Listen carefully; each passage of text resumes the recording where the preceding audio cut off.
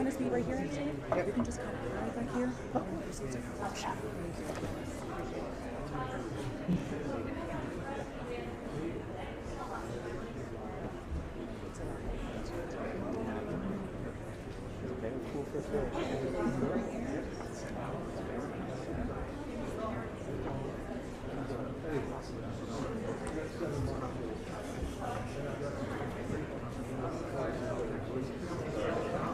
Yeah.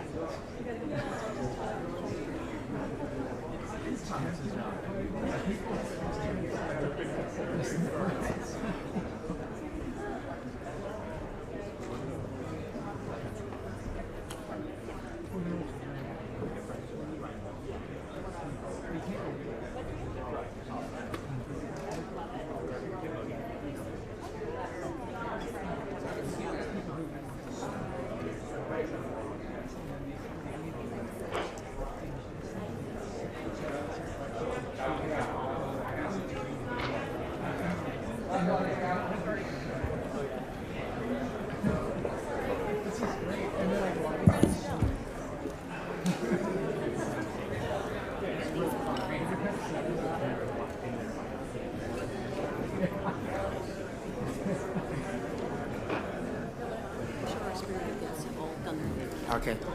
Earlier protest. All right. Thank you.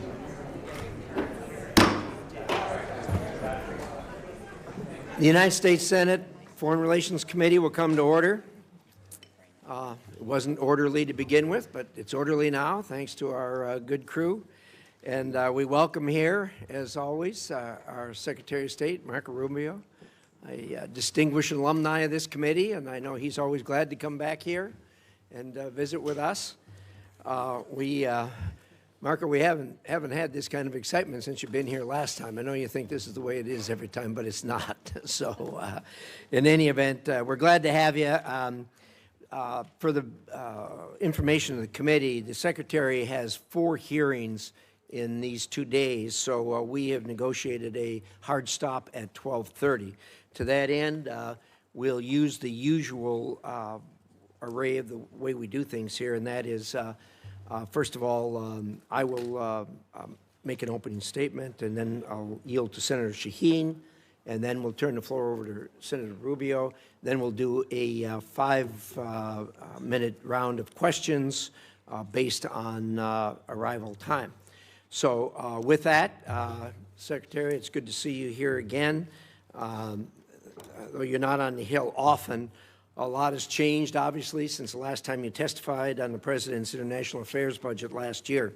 The Department has undergone a major reorganization, making it operate more efficiently and more in line with America's interests, as we discussed before you even took the job, and that's been being executed, I think, quite well. At long last, foreign governments are being encouraged and, when necessary, pushed to live up to their responsibilities to respond to the needs of their own citizens. America will stand up by our allies and provide life-saving assistance to people in their hour of need, but we are not the world's ATM. And so the Department is testing new ways of providing strategic assistance and breaking the cycle of dependence on aid. Renewed emphasis on trade over aid will help the American people and lift up countries around the world. This is American generosity and ingenuity in action. Through this budget, the administration is holding UN organizations to account, badly overdue, and alongside Ambassador Waltz, making sure American values are leading in international organizations. You've made securing the Western Hemisphere a top policy and budget priority and have successfully reduced illegal immigration at the southern border to the lowest level in half a century. That has not gone unnoticed. You've helped curb the trafficking of illegal fentanyl into the United States, saving countless lives.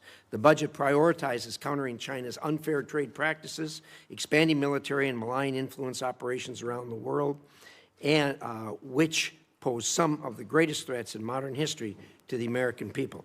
At the same time, you've been working to ensure these efforts are strategic, targeted, and effective, and we appreciate that. The administration has also taken care to ensure taxpayer dollars don't go to those who are able but unwilling to pay for their own defense. Through concerted effort by you and your colleagues, our NATO allies have increased their defense spending and have committed to reach the 5% by 2035. This is a major change from the way you and I used to deal with this for the decade or more before this. Together, we need to create a next-generation NATO that is stronger, more interoperable, and takes advantage of the industrial potential of American and European economies.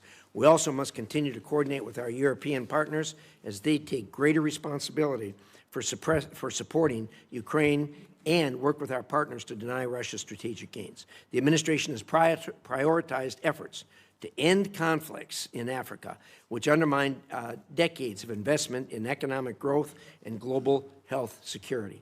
All is not well there. The latest Ebola outbreak in eastern Congo, now affecting the entire region, highlights how conflict and humanitarian crises abroad threaten the health and security of the American people here at home. I know the Department is working hard to protect us from this threat, and I look forward to hearing how the budget supports these efforts. And, of course, the administration has taken decisive action to protect American citizens from the threat posed by Iranian nuclear capabilities and ambitions. On behalf of the American people, thank you for your hard work on that. You and I have been through this before, and we know how difficult it is. Change is hard, but it is also necessary. Your efforts to make the State Department more responsive to the needs of Americans will help us all meet the challenges of the 21st century. I look forward to discussing how the budget will further those efforts. With that, I will turn it over to the distinguished ranking member, Senator Shaheen. Well, thank you, Mr. Chairman. Good morning, Secretary Rubio. Mr. Secretary, you were a senator. You sat on this committee. You sat on the Intelligence Committee.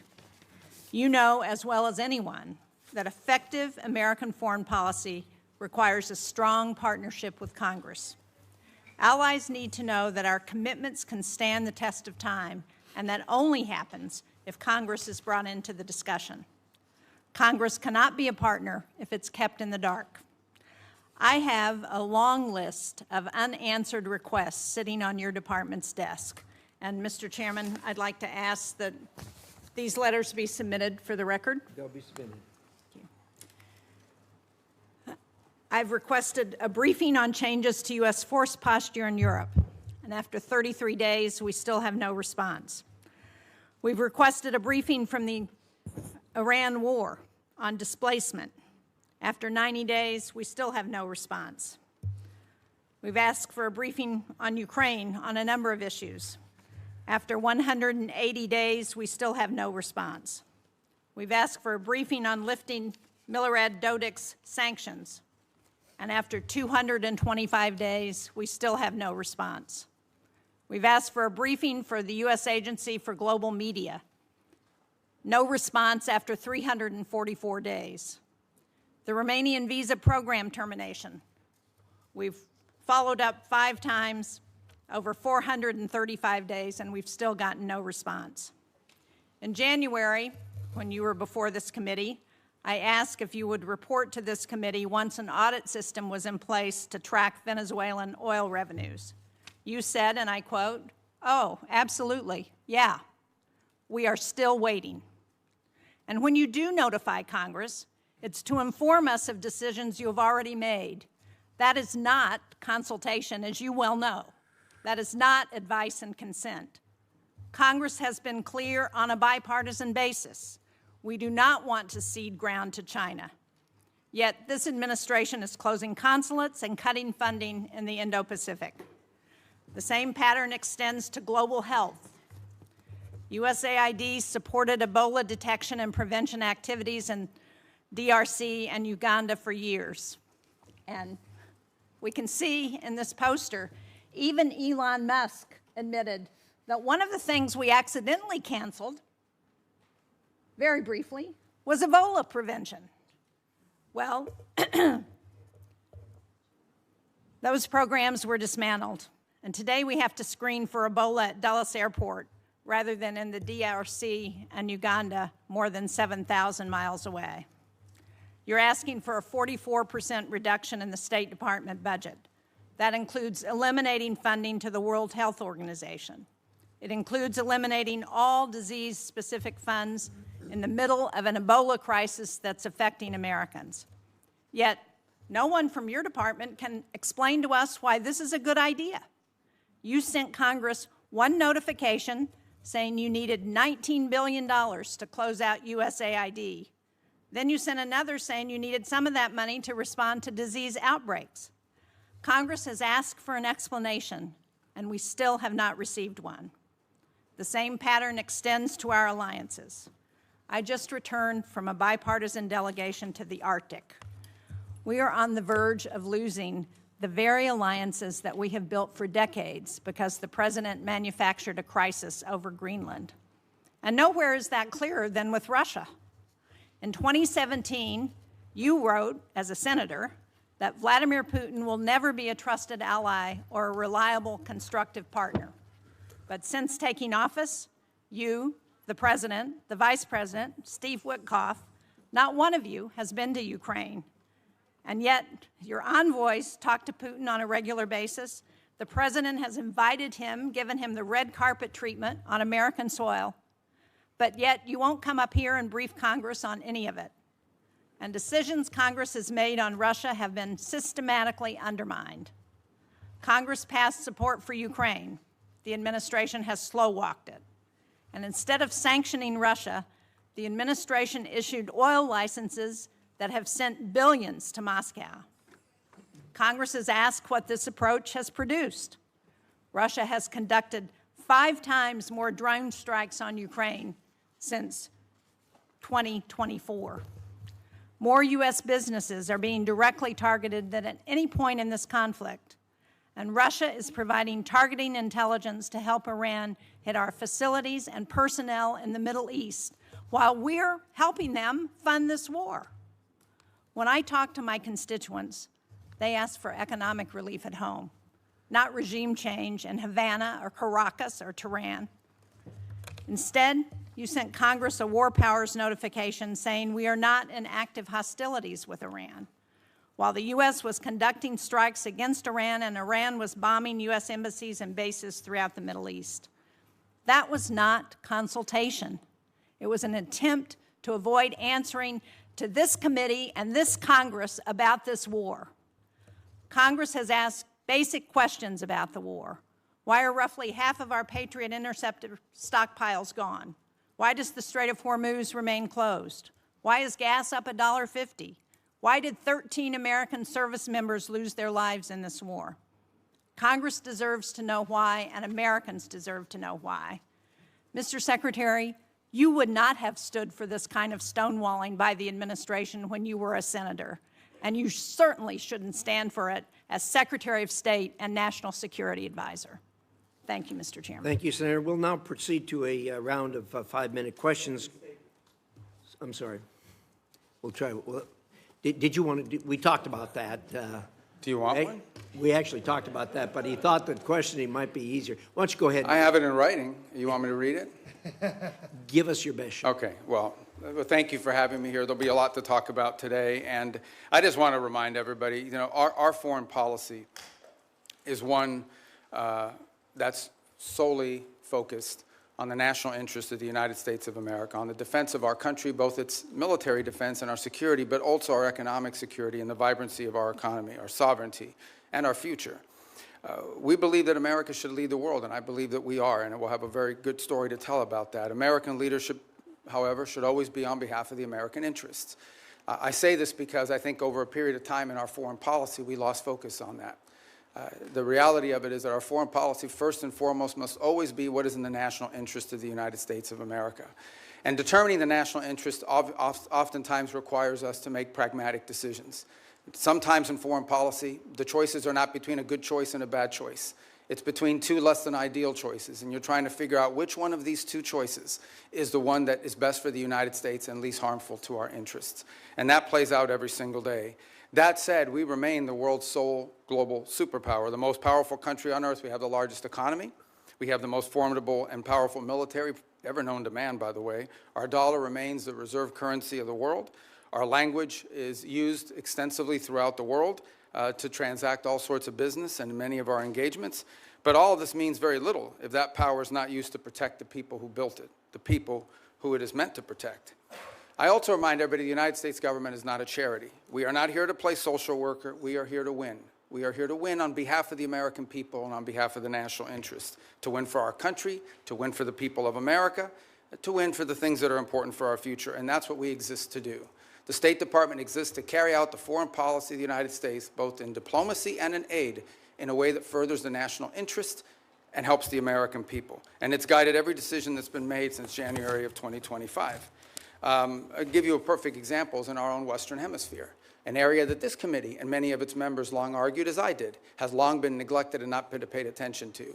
We now have in this hemisphere a coalition of friendly countries, over a dozen, who have aligned to work on not just the issues of security that we all have in common, but also economic prosperity that go hand in hand. It's an amazing story that basically, other than Nicaragua, other than Cuba, obviously other than Venezuela, remains with some challenges, and of course Brazil, although they're in the midst of an election cycle, and to some extent the current government in Colombia as well, at least the president's been problematic. But generally speaking, it is now a region filled with American allies, American-friendly leaders, and an America-friendly direction. Now, obviously, we have to operationalize that into action after 20 years of neglect, in which China and other global powers have intruded in our Western Hemisphere to the detriment not just of American national interest, but to the detriment, in our view, of the people of those countries as well.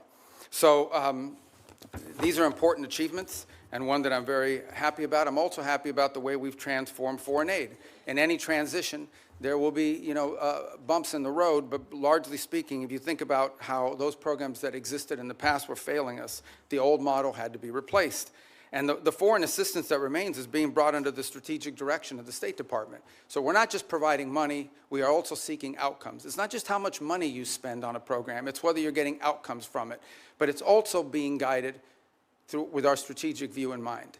And that means that we are able to provide aid not just all over the world, but specifically targeted at those most in need and those places around the world most important to the national interest of the United States. That will remain our guiding principle. That's been our guiding principle in our reforms. So, we can get into a lot of these details in our questions. The bottom line is that all this and more is a reflection of this belief that I outlined at the outset, and that is that foreign policy cannot be separated from economic policy, from border policy, from energy policy, from any of these other spheres that are critical to our national interest. A country that cannot build ships or produce medicine or control immigration or access vital resources cannot defend its people, cannot defend its interests, and cannot defend its way of life. So our foreign policy continues to be reoriented around the real foundations of national strength. This budget is yet another step, I believe, in that direction. Obviously, the appropriators here will have a huge say on the outcome of what that budget ultimately looks like, as we don't anticipate that for the first time in modern history, Congress will just take up our budget and pass it. We think it'll go through some substantial reforms along the way, and we look forward to engaging you like we did last year to produce what we think is a very good spending bill at that time. So anyways, I look forward to your questions. At least that's what it says here. I'm not sure if I really look forward to your questions. I look forward to probably half your questions. Thank you. Thank you, Secretary Rubio. We will now do a round of questions, 5-minute questions based on order of attendance. And I'm going to start, and I'm going to say thank you for the work you've done with respect to Iran. We all of us that have worked on this for years know how frustrating that is, how difficult it is to work with this regime who've sponsored terrorism, kidnapping, and killed thousands of Americans for the last 47 years. Thank you for doing something about it. I know you and the President are doing all you can to ensure this comes to a close sooner rather than later. I wonder if you could give us at least a brief update on where we are. Well, first let me remind everybody that while I've not been before this committee since, I believe, February, when we briefed on the Venezuela operation, I have appeared on multiple occasions here, both in my role as National Security Advisor and Secretary of State, in both all Senate briefings multiple times, Gang of 8 briefings, Gang of 16 briefings. So we've talked about this topic with some of you in those settings in the past, or you've heard from us. Let me just lay the predicate here, okay? Iran's desire to build a nuclear weapon was going to be effectuated behind a conventional shield. They were going to build for themselves so many missiles, so many drones, so many conventional weapons, including a Navy, that at that point, there's nothing you could do about it. What they tried to do is they were going to try to build a conventional shield and hide behind that conventional shield and basically say to the world, if you come and do anything about our nuclear program, we will overwhelm you with missiles, we will overwhelm you with drones, and we will overwhelm you with our Navy, and you will not win. You will not be able to do anything about it. They were seeking that point of immunity, which is why the president chose to act, to deny them that point of immunity. Operation Epic Fury, some of you didn't like it, some of you did, was highly successful in achieving its military objectives, which is dramatically reducing the defense industrial base of Iran, the ability to build these missiles and to build these drones, especially the missiles program, substantially degraded. A substantial percentage, and I'll leave the exact numbers to the Department of War because I'm not a general and I'm not here to speak as a military planner, but a substantial degradation in the number of launchers that they have as well. They still have a lot of drones because these are easy to make. We all know it's not an Iran challenge. This is a global challenge. And it's playing out every single day around the world. I mean, Mexican cartels are using UAVs against each other. We should imagine at some point may even use it against our interest. So this is a pervasive problem around the world. The economics of it are something we have to solve for. But nonetheless, even their drone building capability has been eroded. Today, there is no Iranian Navy. There is no such thing. There's a bunch of Boston whalers with machine guns on them, but there is no Navy. There is no Iranian Navy. It lies at the bottom of the ocean and will soon, within a number of years, be prime fishing spots because they'll turn into reefs.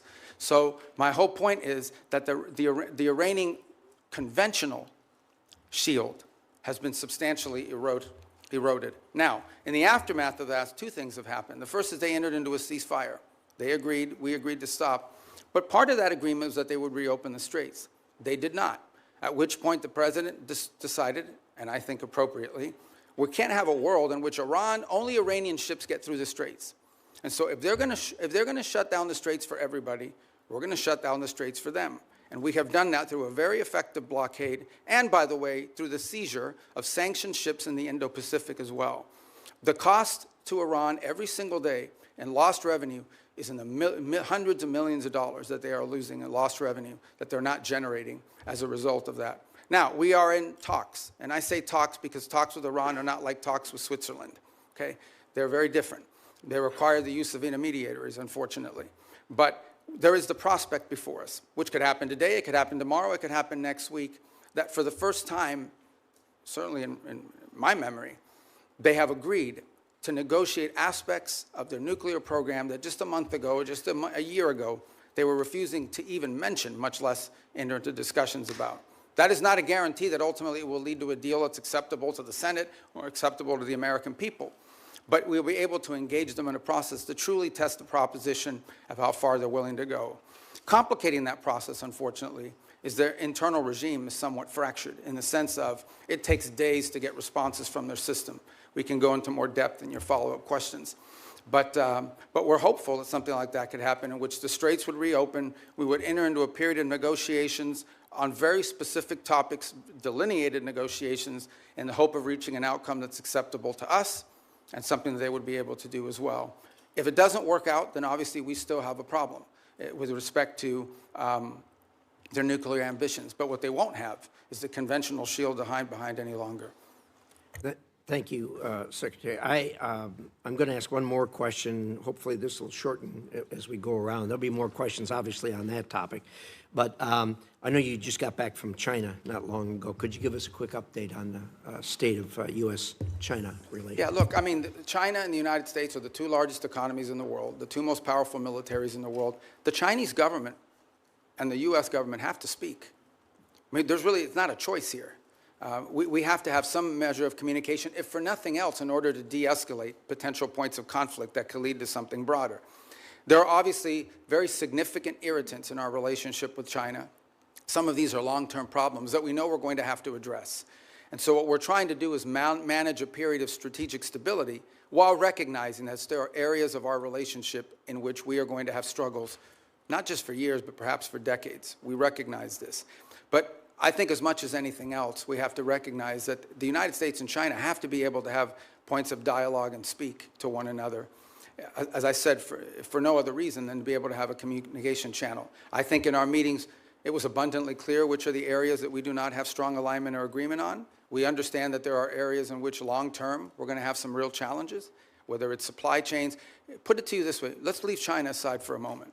The United States, and I would argue the world, cannot depend on one country for 90% of anything, especially 90% of things that are critical to our economies, to our, not from our weapon systems to our pharmaceuticals. We just can't live in a world in which we rely on anybody for 90% of what we get in one sole source that could be cut off at any time as leverage against us or punishment or in a time of conflict. And so we are actively searching and have plans in place, and we're implementing these to diversify where we get critical minerals, where we get our supply chain, secure that supply chain. And obviously the Chinese would like to retain their monopoly position in some of these. This is going to be a long-term issue that we're going to have to continue to confront and work on. Work on that continues even while we are engaged in the ability to dialogue and speak to them, because we have to. It's responsible, and we truly have no choice but to be able to do that. It's to their benefit and ours, and I would argue to the benefit of the world, that these two countries are able to speak to one another. Thank you, Secretary. And I think your comments about the supply chain and the critical minerals and everything else that's in the bottleneck, these are things that are relatively new to us. They've always been there, but COVID underscored that. And then, of course, the Ukraine war brought it out even more. And appreciate your remarks. I think everybody at this dais knows we are, as a nation, looking at that. With that, Senator Shaheen. Thank you, Mr. Chairman. Mr. Secretary, at this budget hearing last year, you testified that no one had died as a result of foreign aid cuts. Sadly, I think we're seeing in real time that that's not true today. There are more than 1,000 cases and more than 200 Ebola-related deaths. And as we know, one of the entities that is a critical global health tool is Gavi, particularly during a disease outbreak. It plays a role in distributing Ebola vaccines, and it has committed up to $40 million to develop a vaccine for the current Ebola strain that has no vaccine right now.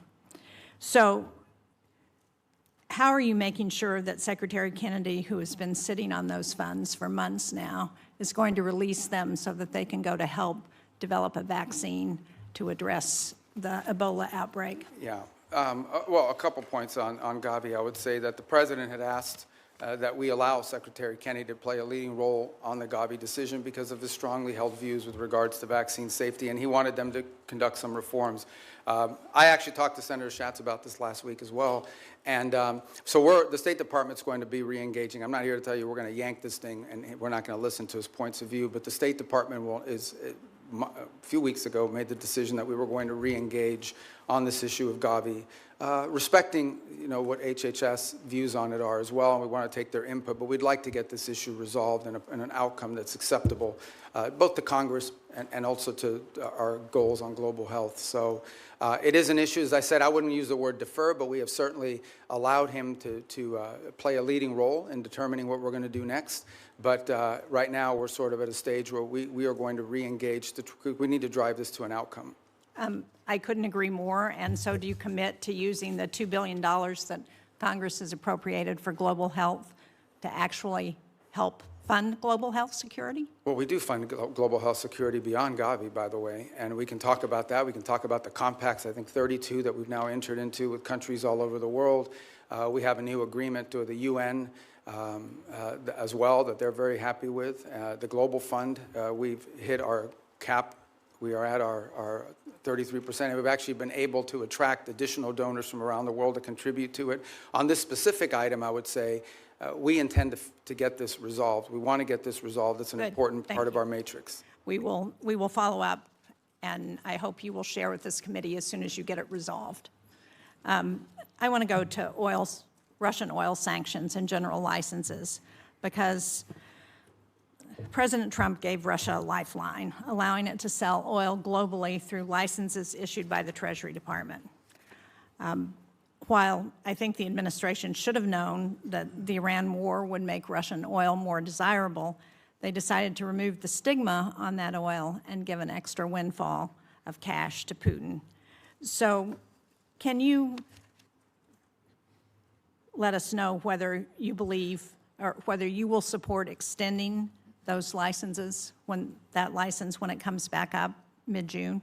Yeah, a couple points. First of all, the two things have happened. One is actually the U.S. production and U.S. playing a role in the global energy supply has increased. I think we had our largest amount of exports from the United States we've ever seen. So we've also benefited from this, and our energy dominance has really come into play. The Russian waivers were a decision. These are the policy, the underlying policy remains on the sanctions. What has changed is these time-limited extensions to sort of try to alleviate the global, but the problem we're facing too is there's a contagion potential, and that is that at some point we can do strategic reserves, we can do some of the other things that we've done to sort of alleviate global supply, but at some point you have to ensure, and this is not so much for us. At the end of the day, our economy is not in need of it, but there are other economies around the world that have benefited from this. So these are time-limited extensions that ultimately at some point will expire. We've certainly benefited China and Russia's economy. Well, China doesn't, I mean, China refines oil. They import a lot, but they refine oil. And but they also benefit from Russian oil. But my question for you is, can you commit not to extend the general license again when it expires on June 17th? Well, that ultimately is a decision that's made by Treasury, but I will tell you, it depends on the circumstances at the time. We would like to end it as soon as we possibly can because the underlying policy of this country has been to sanction their oil. These are time-limited waivers for the purpose of opening up more global supply. I understand that, but if we continue to extend them, they're not time-limited. I want to get a final question in on food for peace because, as you know, the closure of the Strait of Hormuz has deepened the humanitarian needs in food insecure countries such as Sudan, South Sudan. And yet, in your opening statement, you said that our aid targets those who are most in need. But I think it's very concerning that the country selection process for Food for Peace, which I understand is led by the Department of State, includes only 2 priority countries from World Food Program hunger hotspots. That's Haiti and the Democratic Republic of the Congo. So the question I have is, why are we adding countries that aren't facing acute food insecurity, like El Salvador, Guatemala, and Rwanda? Why are we not helping countries who are facing acute, well, famine in some cases? Sudan, Gaza, Afghanistan, Nigeria, Syria, Somalia.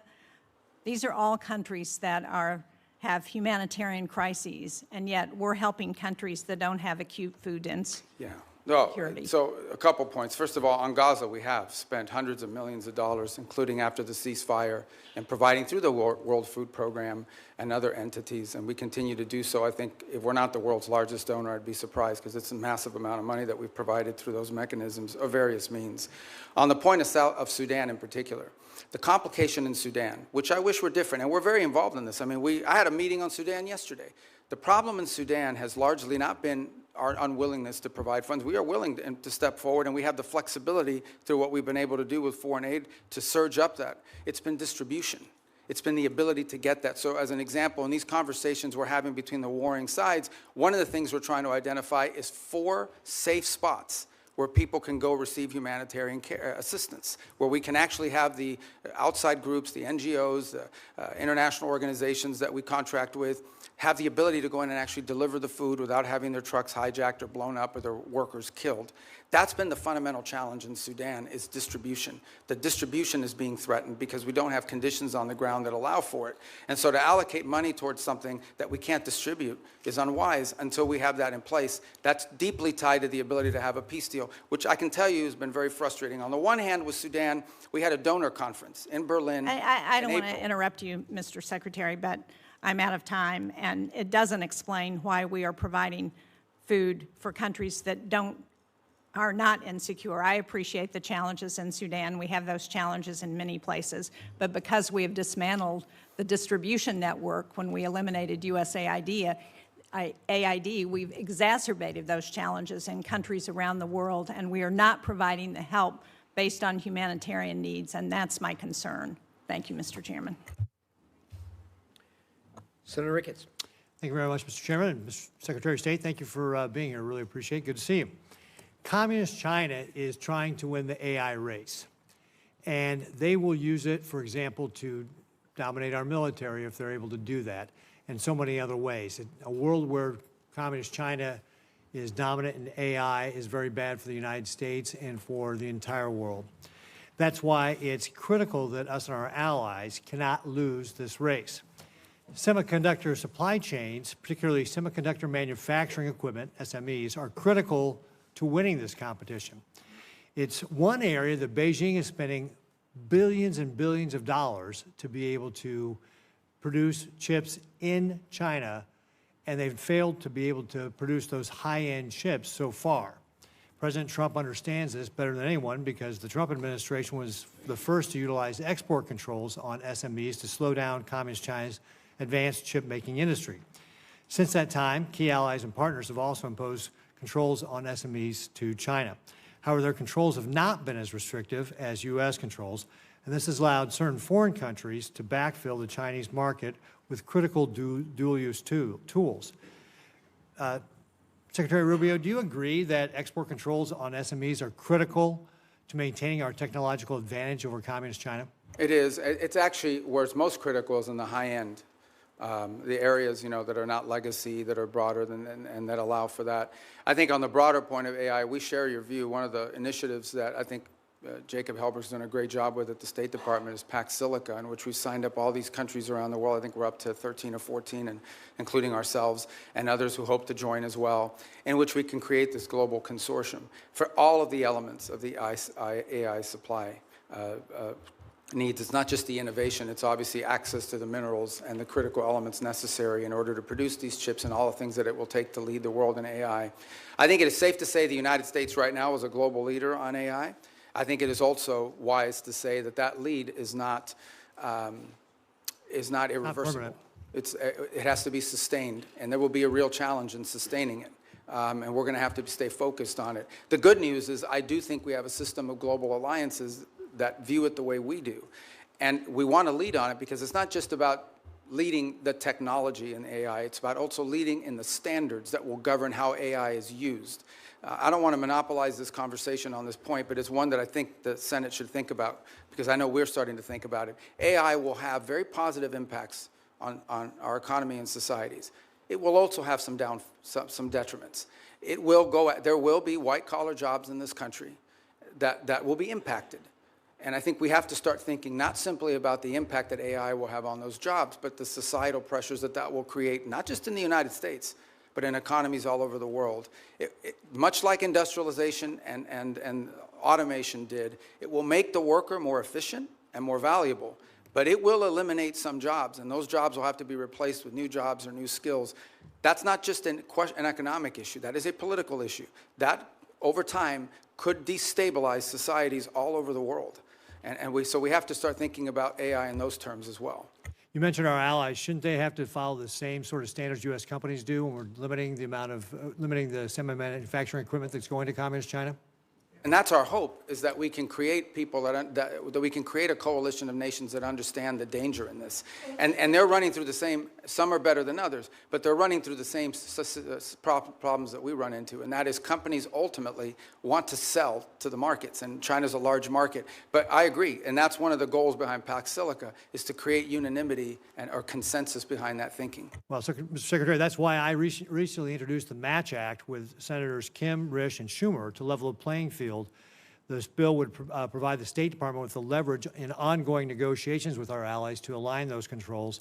And if agreement cannot be reached, it would ensure that foreign companies cannot sell the very choke point technologies that we have restricted. So I hope you'll support that as we move forward on it. One other thing I just want to hit before my time runs out here is that I was the co-sponsor of a bill to create the U.S. Foundation for National Security and Counterterrorism. This is a foundation that would be a public-private partnership.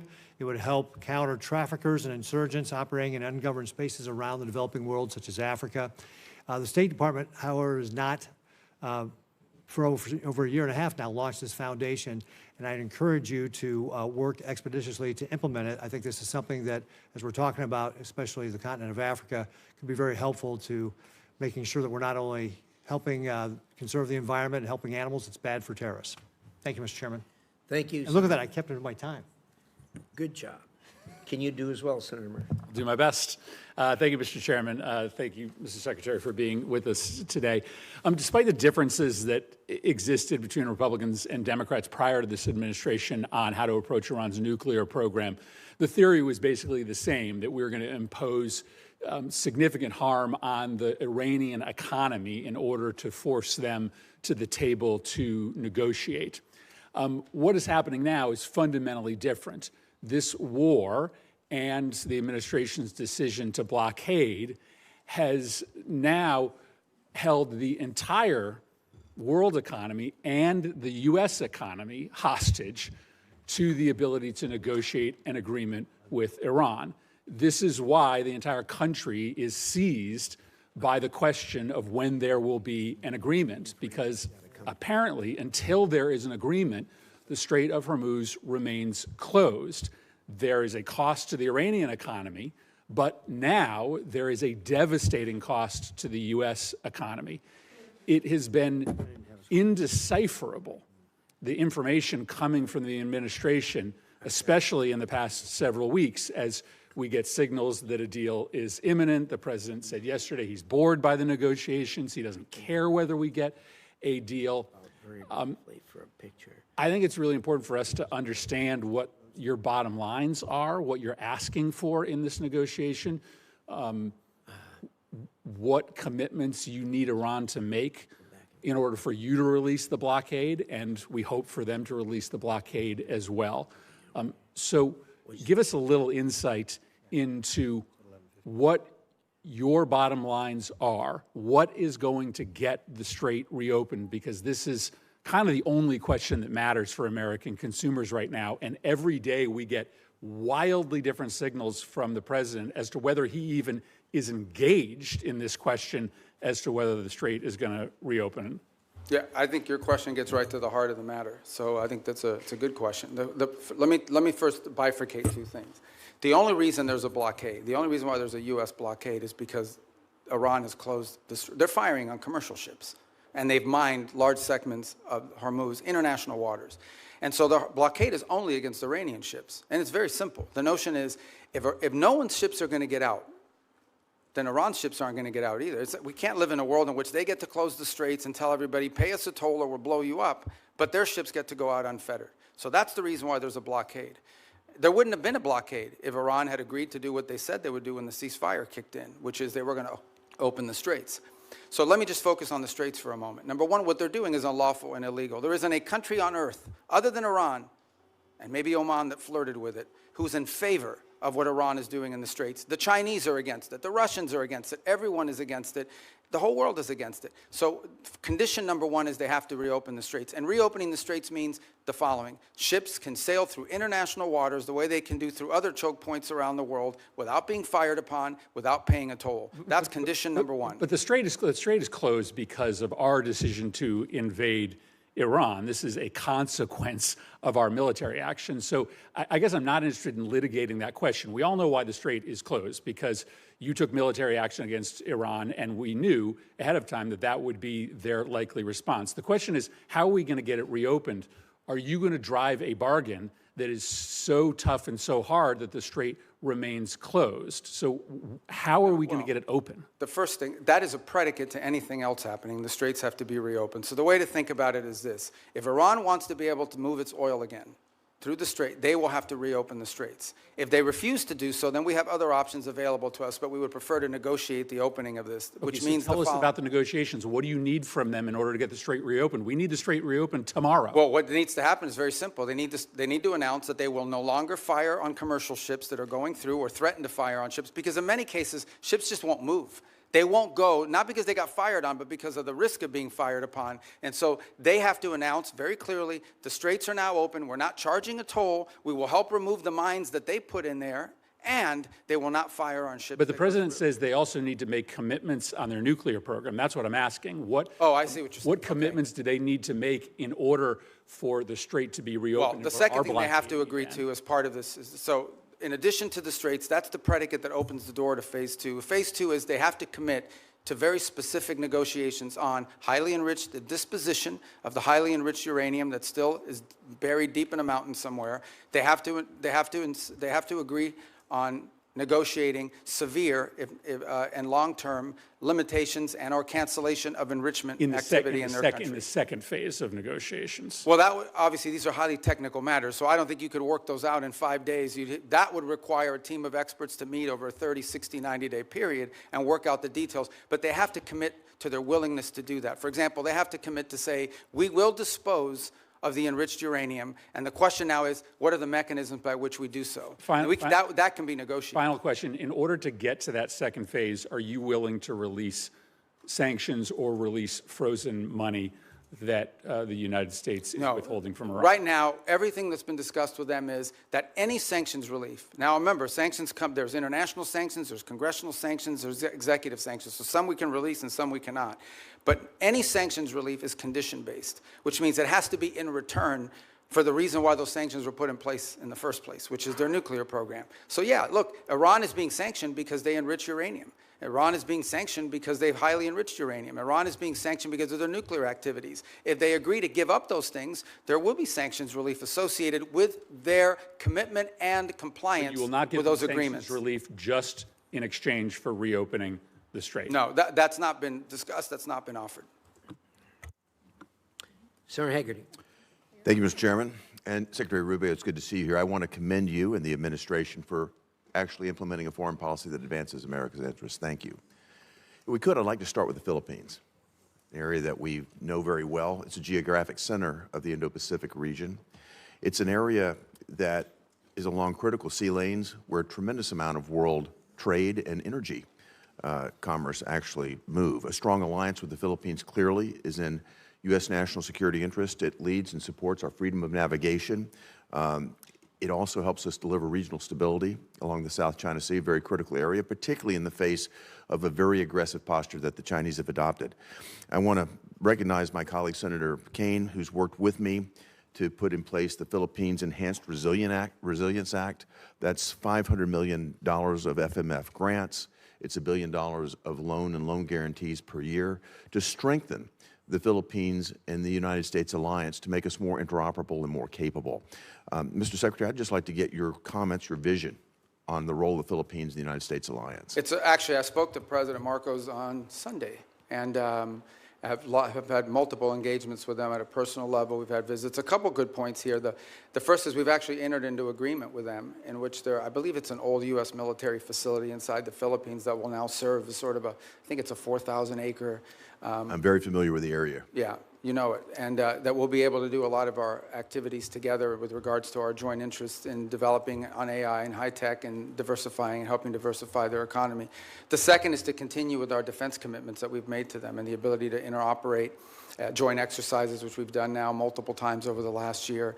Obviously, we're very concerned with Scarborough. We've seen in recent days, and we've demarched and made a very clear note.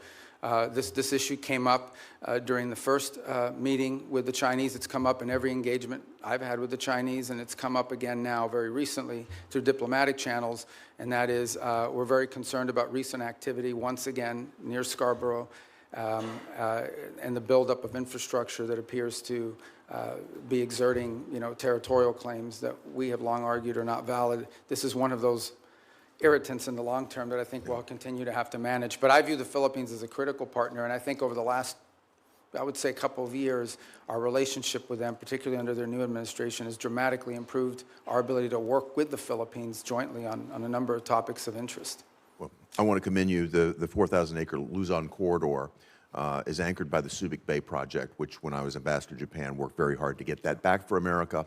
And I see that as a tremendous opportunity for us to deepen our economic ties. And of course, that has, as you mentioned earlier, tremendous national security. Yeah, can I just add one point? There is, some desire during their chairmanship this year of ASEAN that to reach a sort of code of conduct understanding in the Indo-Pacific. And while I understand that desire, I just want you to know, and perhaps many of you can help us in making this point, a bad code of conduct agreement is worse than no code of conduct agreement at all. And I think that's very important because they are under withering constant pressure in the region to agree to a code of conduct in the region that I think would be detrimental, would set a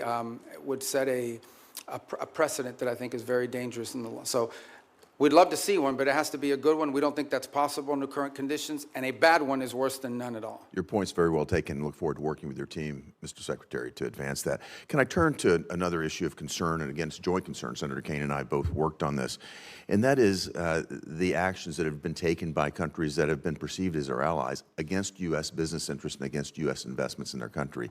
Particularly, I'd like to point to the example of Vulcan Materials. That's a situation where a U.S. company put billions of dollars of investment into the Yucatan Peninsula, both in port facilities and in quarrying operations, only to be confiscated by the Mexican government. Then the Mexican government came back in arrears, by the way, retroactively tried to justify this taking as some sort of environmental move. Sadly, we had to fight pretty hard, the previous administration, to not allow this to happen. And I think it's going to take more bipartisan effort, certainly you'll have it from here in Congress, to push back on any government's effort to try to confiscate American corporate property. What that will do is have the effect of minimizing or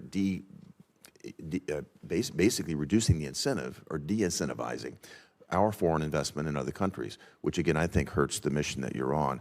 I'd love to get your perspective on how the State Department will stand up for American investments overseas. We do every day, and in fact, one of the great benefits of our reorganization is that it has empowered the regional bureaus. You know, you used to have a set-aside economic bureaus that would do these things separately from the missions in the field, and having been a former ambassador, perhaps you experienced that. We've now empowered the regional bureaus, and through it, by extension, the embassies, to play a leading role in economic diplomacy. And so I would argue that virtually every engagement I have with a foreign leader involves some economic component to it. Right. And I would say if you talk to our chargés and our ambassadors around the world, I would say more than 50% of their engagements now have to do with economic matters, and they involve one of two things. Either A, finding creative opportunities. In essence, the host country will say to them, we have these areas, these industries of investment, and the embassies will take an active role working with the Bureau to identify American companies who could potentially go down there and see if there's an opportunity for them. And the second is what you just pointed to, and that is protecting existing American investments. Because the point we make with everyone we interact with is, you can't ask for American investment into your countries when you have a history of expropriating, exactly, of takings, and in some cases, it's a local official that's trying to extort an American business and say, hey, I'm the sheriff or I'm the local police officer. If you don't pay us, your workers won't show up to work tomorrow. We have problems like that as well around the world that involve the local level, and it's become a leading part of our diplomacy. And it's happening at the embassy level, which is where I think it really needs to be led. That's where your field generals are, and I applaud the sea change, and you know you've got support on a bipartisan basis here in the Congress to move this forward. Thank you, Mr. Secretary. Thank you, Senator Haggerty. Senator Kane. Thank you, Mr. Chair, and thanks to Senator Haggerty for mentioning our work together in Philippines and Mexico. Mr. Secretary, you won't be surprised that I'm going to ask you about the Western Hemisphere. You and I traded the gavel and the ranking on the Western Hemisphere subcommittee when you were on this committee, and that was good, productive work. I want to ask you about Operation Southern Spear, the operation to strike boats in the Pacific and the Caribbean that dozens of operations have now killed more than 200 people. Have you been involved as Secretary of State or National Security Advisor in discussion about the targeting criteria that are used to decide which boats we should strike? No, but not because I've avoided it, but because those are largely legal decisions, right? So but if you haven't been involved in discussion, as the National Security Advisor, are you aware of what the targeting criteria are? Yeah, I mean, they go through, so every strike has a legal officer on the deck that has to make a determination about whether the call is legal or not. And this is done by the Department of War, the way it's been done in other theaters around the world. Here's what I want to ask you about. So you're generally aware of the targeting criteria. I am not allowed. I know what the targeting criteria are because of briefings I've had in this committee and the Armed Services Committee. It's all been in classified. And I'm not allowed to discuss the targeting criteria because they've only been shared and classified. But I don't think I'm prohibited from describing things that aren't targeting criteria. So I'll give you an obvious example. Everyone on the boat is right-handed. That's not a targeting criteria. That would be ridiculous. Everyone on the boat is what? Everybody on the boat is right-handed. That's not a targeting criteria. It's obviously not a targeting criteria. It would be improper for it to be a targeting criteria. Here's one that's not so obvious and that surprised me. There's evidence of narcotics on the boat. That is not a targeting criteria. I have been briefed on Southern Spear since the first operation on September 2 and most recently within the last couple of weeks, and I've asked again and again, have the targeting criteria changed? No, they have not. What are the criteria? Here's what they are. I can't describe it here. But the presence of narcotics on the boat has never been a targeting criteria. Would you have any ability to explain? And the administration could have picked that as a targeting criteria. They chose items that were targets, that authorized the use of the U.S. military to sink boats and kill people, but they have not used the presence of narcotics on the boat as one of the targeting criteria. And I would suggest to my colleagues, if you go look at the individual files of all the strikes, and I've looked at the first 46, they are consistent with what I've just said about something that's not on the list of targeting criteria. Why would the administration not include the presence of narcotics on the boat as a targeting criteria in Operation Southern Spear? As you just outlined, I can't discuss the specifics of the targeting criteria, but I can tell you the one thing that is obvious is that the targeting criteria is not single source. In essence, there are multiple checks. There are 3 elements to the targeting criteria. Right, and all of it informed and infused by intelligence collection. In essence, they have to have true links. I can tell you they do walk away from strikes. There are multiple times that I've been aware. I'm not aware of every strike because it's not reported on a regular basis. It's delegated. Yeah. But there have been strikes that they've walked away from because it doesn't meet the criteria or because there's doubts. I'm not saying that the strikes that I've reviewed don't meet the targeting criteria, but I'm saying how odd it is, especially since the administration always announced this is against narco-traffickers. We've attacked narco-traffickers. How odd it is that the presence of narcotics on a boat is not one of the targeting criteria. And I would encourage my colleagues, get the same briefing I've gotten, take a look at the strike files. You'll be as surprised as I am. Here's the second question. Again, in your dual role, Secretary of State, National Security Advisor. The administration's Operation Southern Spear, we could agree with it or not, but the administration presented a legal opinion from the DOJ that we could review. Absolute resolve, the effort against Maduro. The administration presented a legal rationale that we could review. Now, we could review both in classified. They've not been made public. We're 92 days into a war against Iran, and the administration will not let Congress look at the OLC legal opinion justifying the war.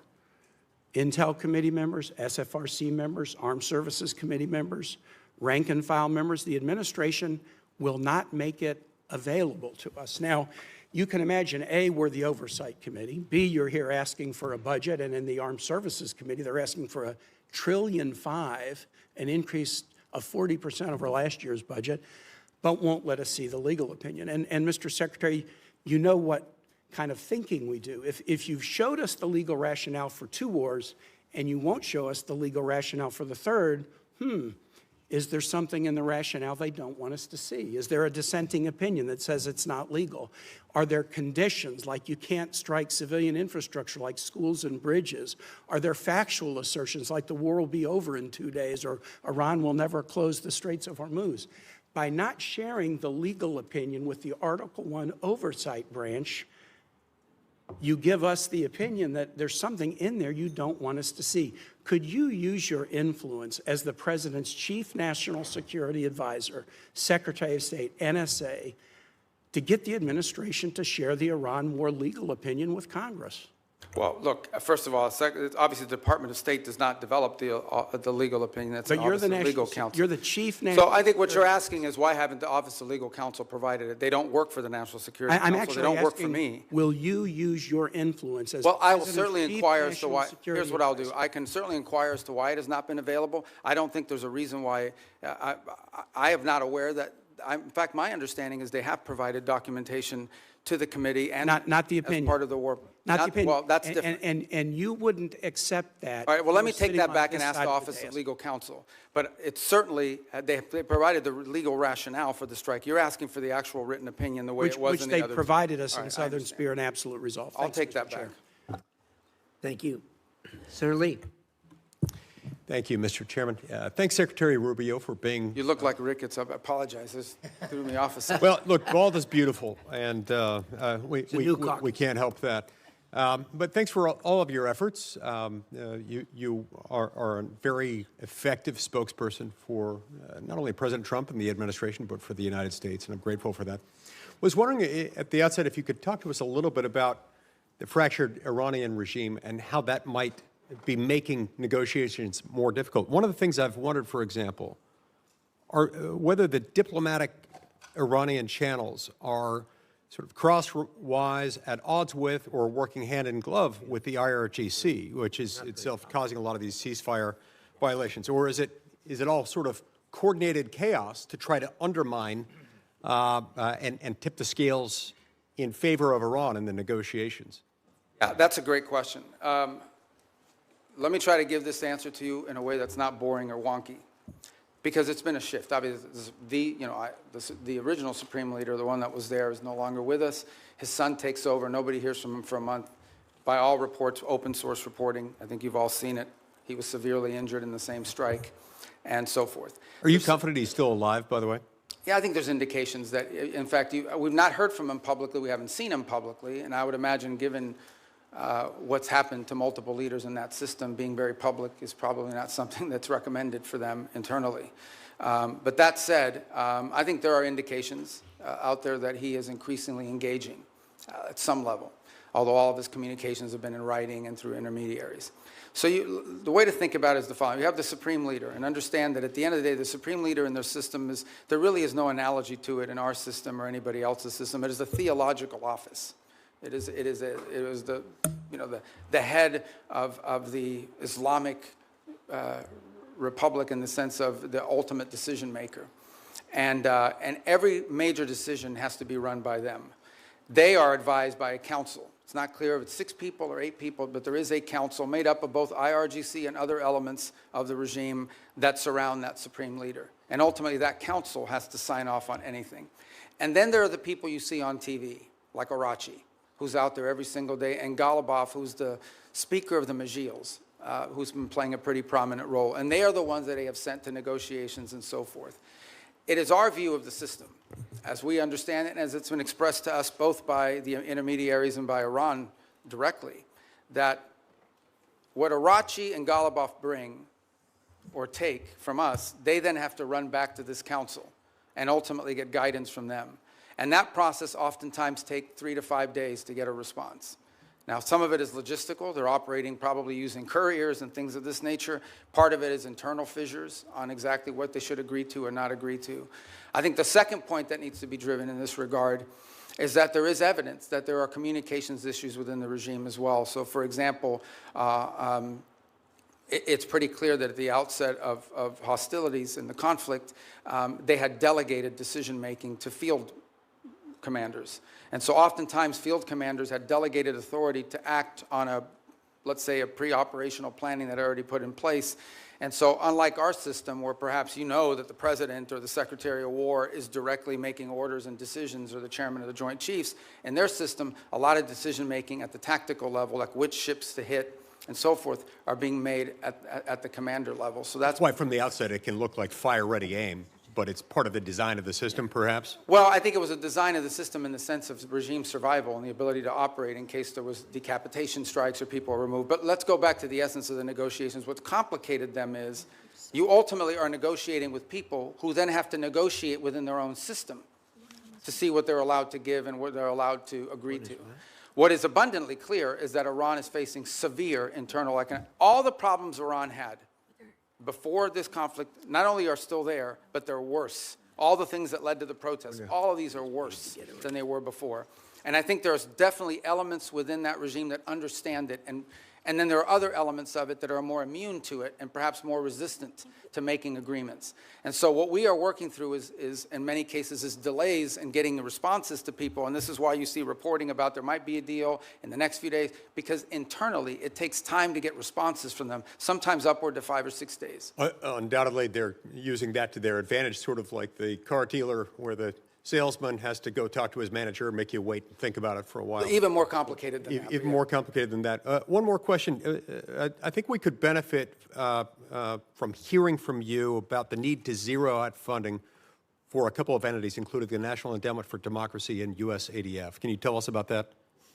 Well, look, these programs, I think, have served a purpose in the past, and obviously there's a congressional role to play here, right? I mean, at the end of the day, these programs have had, especially the National Endowment for Democracy, has had support in Congress in the past. And look, I was here for 16 years. I understand that you're going to pass an appropriations bill, and the appropriations bill is going to have things in it that we don't have in ours. That's just the way it is. And we understand it. We'll make it work. But we are concerned, or have been concerned in the past, about organizations that sort of have lost their purpose and what they're advancing. And at the end of the day, look, we have a lot of resources. The United States is the richest country in the world. We have the largest government budget in the world, but we don't have unlimited resources. We still have to be able to strategically spend our money. And the State Department, when I took over, a lot of people are like, oh, that's a mess. State Department's not that big. The majority of our employees are local hires overseas. We have, foreign service officers, career civil servants. But compared to some of these other agencies that are out there, we're not that large, and yet we have a global footprint. We're really, other than the Department, I would say beyond the Department of War, we're the only ones that are present almost everywhere on the planet. So we have limited resources, and we have to be able to allocate those resources in ways that are driven by the core mission of advancing our national security. And oftentimes that will mean that things we have paid for in the past, we can't continue to fund because there are other things. It might be good, but there might be something else that's more important and even better. Other cases, we may still spend money on a purpose, but we want to be driven not just by, we don't want to be judged just by how much money we're spending on something. We also want outcomes for it. We want to show outcomes. That's been the goal behind these MOUs, these compacts with the 32 countries that we've entered into in a week plan, is we're not just trying to solve the disease problem this year. We're trying to build the local capacity so that 5 years from now, they won't need aid anymore because their local systems can handle it. I'm saying 5 years, some countries may take 10 years. But nonetheless, that's the goal, and it's been very well received. Thank you. Thank you, Senator Lee. Senator Merkley. Thank you, Mr. Chairman and Mr. Secretary. Good to see you. As Senator Shaheen noted, you've expressed that no one died as a result of the sudden shutdown of AID. And I did ask you last time you were here about that, and I won't repeat all that, but I want to note that the folks who study this at the schools of public health, the Harvard Chen School, the Boston University School of Public Health, estimate that over 500,000 children have died from that sudden shutdown. I want to kind of put a note on that. If you were to walk across this country, you'd see one dead child equivalent every roughly 30 feet. That's the level of carnage.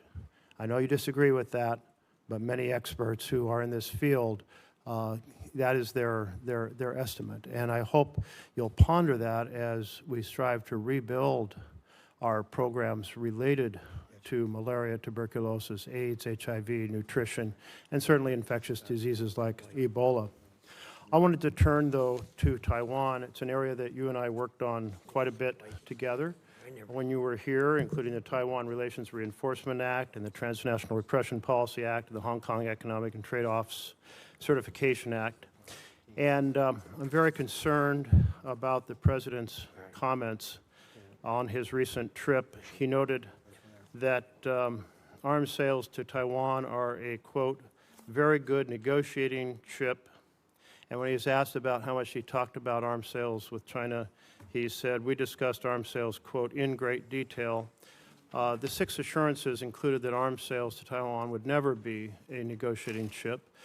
My concern is that the President now has kind of accentuated the arms sales by not approving, not putting the stamp of approval and completing the arms sale that Congress has already funded.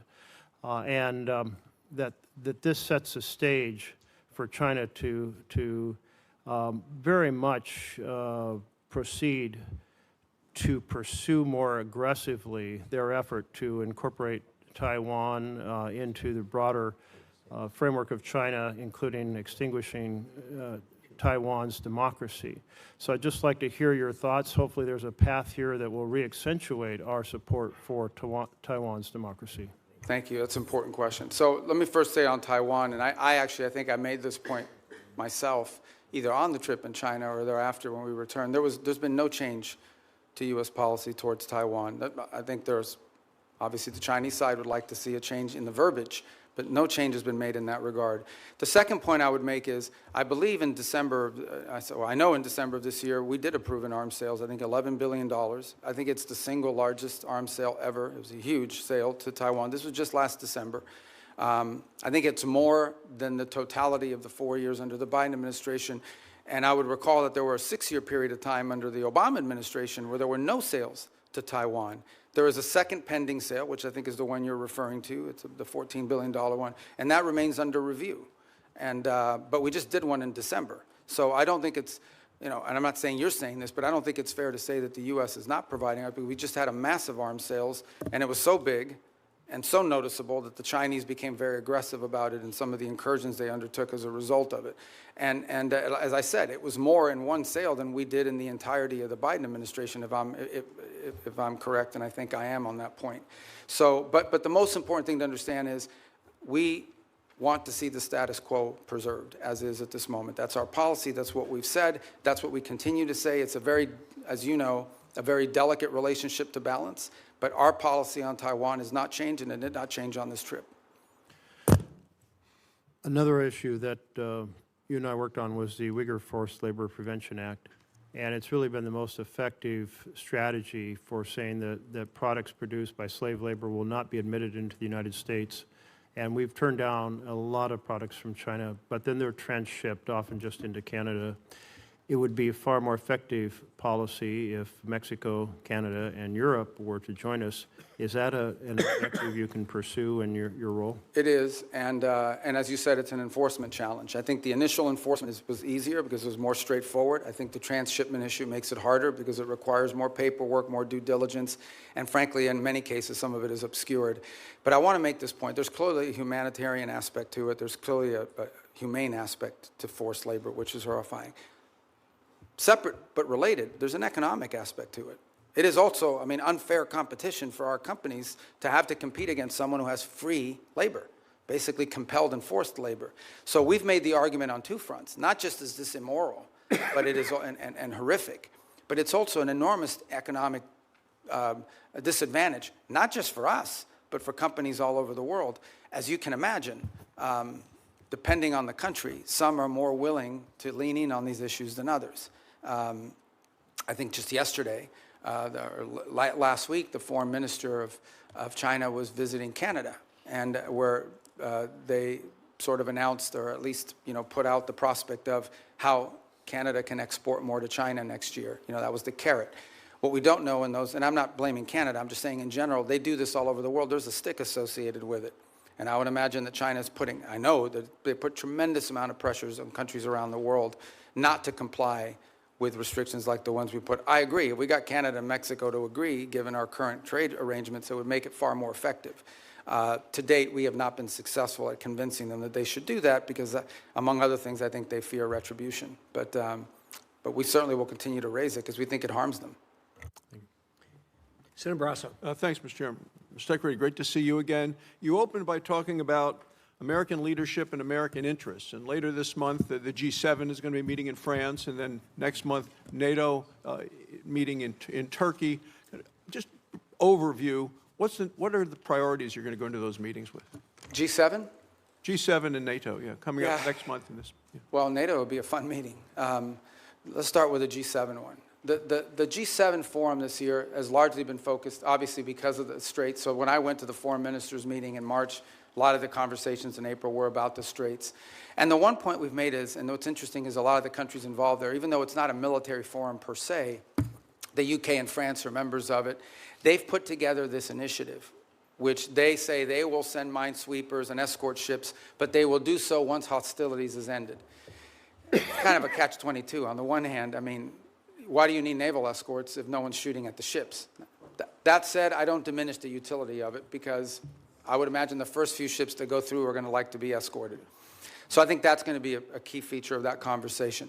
I think there's a shared interest in all these countries on rare earth minerals and supply chains generally. I think there is a growing global consensus. And we had a great, maybe a few of you had attended part of it, we had a great ministerial here earlier this year on rare earths and supply chains that brought in dozens of countries, and all the G7 countries were represented at it. And so I think that's going to be a feature here is how do we diversify the global supply chain on anything from rare earths to pharmaceuticals? There's growing consensus, so I think that point will be quite dominant. And then given the makeup of who's in the G7, the Russia-Ukraine conflict will always come up because obviously it directly impacts at least 3 or 4 of those members who are on the continent. So we will also, and I don't recall exactly who the French have invited, but in addition to the G7, they'll always invite 2 or 3 other countries to attend.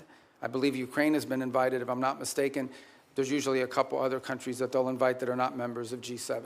But I think those issues will dominate depending on where we are with the straits, and then clearly the critical minerals and supply chains has been a key focus of G7 actions. The last point is, I think there's been an interest and I think Canada deserves credit for this.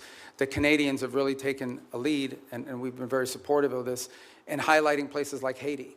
And as a result of these G7 meetings, we've actually had a number of countries in the G7, including Japan, step up and contribute to the effort there.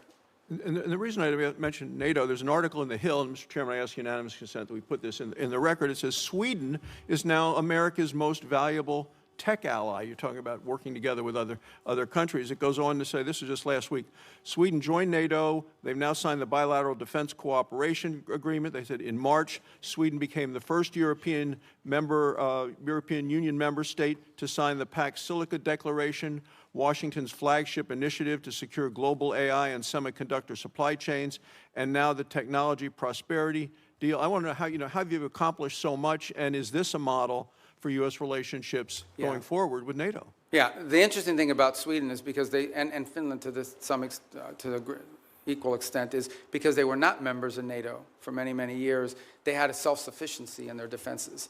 And so now that they've joined, they've actually added to the equation. I'm not here to beat up on any specific country, but generally speaking, the countries you added to NATO were countries that needed from NATO. Sweden and Finland have actually contributed because they brought their own defense industry, their own advanced technologies. So they've been a great partner. They've been an extraordinary partner. We were just there because we had the NATO foreign ministers meeting in Sweden, and it was phenomenal. And I think that Sweden is a great ally and a country that we're continuing to find a lot of synergy and cooperation with, especially on the field of technology, but also on defense. I mean, they have their own defense industrial base, which is an impressive defense industrial base. I wish every country in NATO had what they have, but I understand why Sweden has it. In a number of travels that a number of members have done in bipartisan ways, we found out as we go around Europe that most countries will say they've been too dependent on the United States for military, too dependent on Russia for energy, and too dependent on China for materials. This administration has really made these nations step up to do what they need to do in terms of putting the money forward in defense. So I want to know what the next concrete steps we can do in terms of making some of the pledges of moving from 2% to 5%, making sure that they deploy the military capabilities. Yeah, well, I mean, look, some countries are on track to do that, others are not. Let me just speak about it in general terms. There's a real challenge. On the one hand, they've made these pledges that they're going to increase their defense spending and their defense capability. It actually has to be on defense. That's the first thing. You can't say that pensions for former soldiers and sailors is part of your 5% or your 3.5. I mean, that can't happen. But the bigger challenge that much of Europe faces, many countries in NATO faces, their economies are not growing, and in order to spend more money on defense, they're going to either have to raise taxes or cut social programs. And part of the reality of NATO, whether we like to hear it or not, is that many of the countries in Europe were able to build these very robust social safety nets because they didn't have to spend it on defense because NATO and the United States was providing it for it. So they're going to have to deal with that reality. The second point is, and this is not an anti-NATO statement, but it is the reality. The United States has global obligations. At the same time as I'm in NATO, I have to speak to the Indo-Pacific countries who are also worried about what's our force posture they're going to be. We obviously are involved in the Middle East. We have counterterrorism issues with regards to Africa. We have growing mill-to-mill cooperation in our own Western Hemisphere, especially taking on these transnational terrorist organizations and the like. So we don't have like unlimited military resources, even though we have a very large budget. They're not unlimited. And so we have to be able to allocate our resources and our personnel in ways that make sense, and it has to come at the expense of something. And so I think that's the reality that we have shared with our NATO partners from the very beginning of this administration and have been consulting every step along the way. But these countries will have to step up. They, at a minimum, have to be able to conventionally defend their own sovereign national territory for the most part. Thank you, Mr. Chairman. Senator Van Hollen, you're next.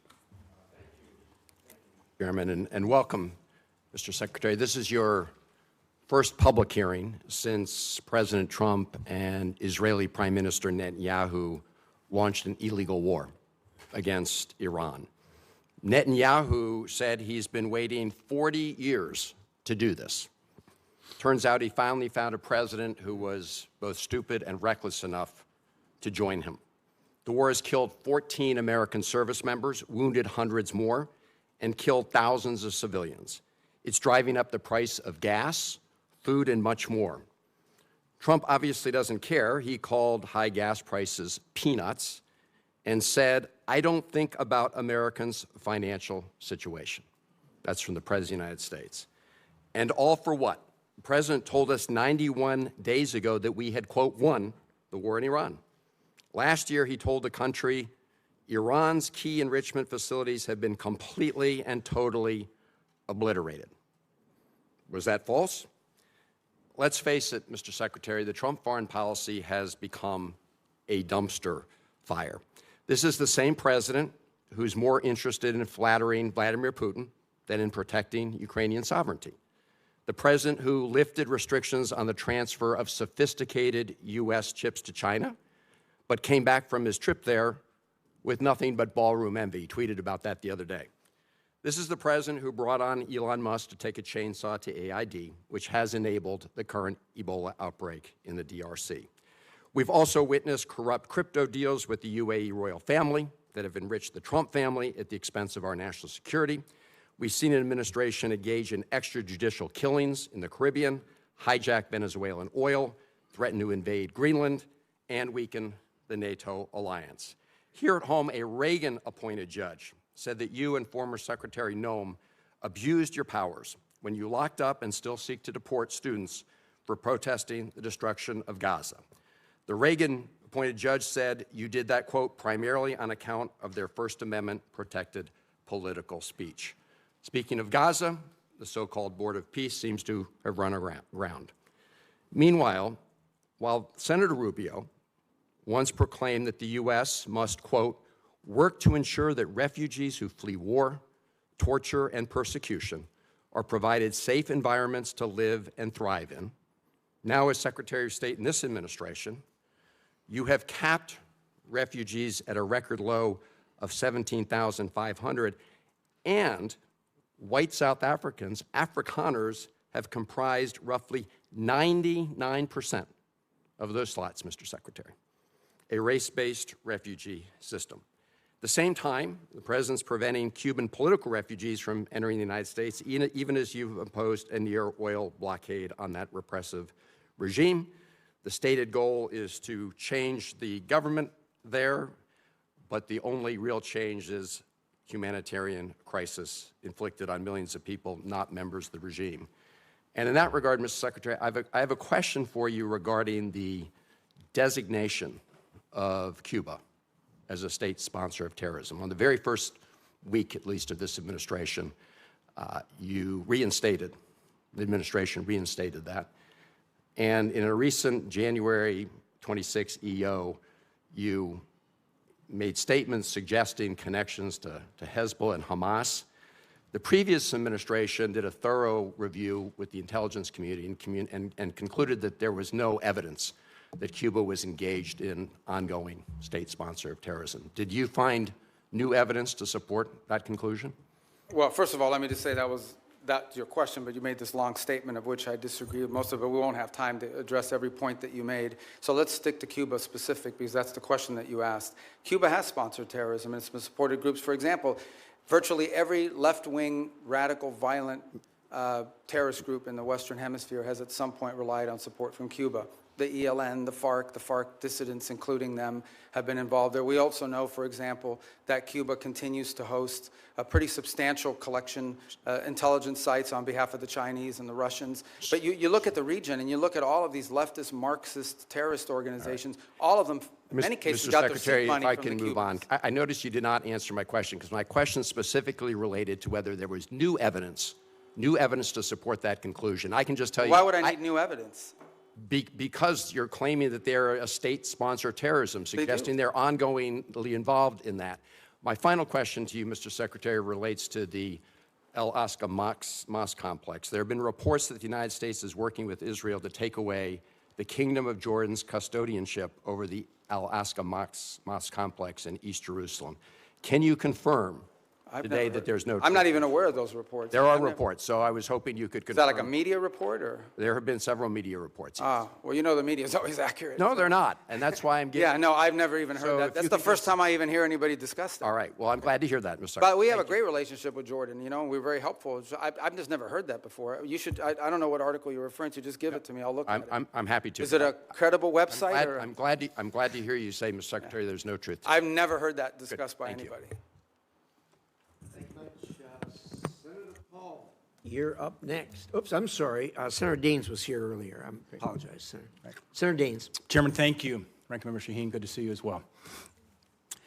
One of the underreported successes for your diplomacy and this administration is what's happened to the peace agreement, a landmark agreement between Armenia and Azerbaijan. I know, Mr. Secretary, you just were in the region most recently.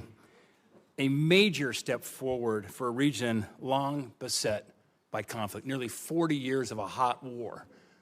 And through your leadership and President Trump's leadership, you've brought true peace to an area of the world sandwiched in between Russia and Iran.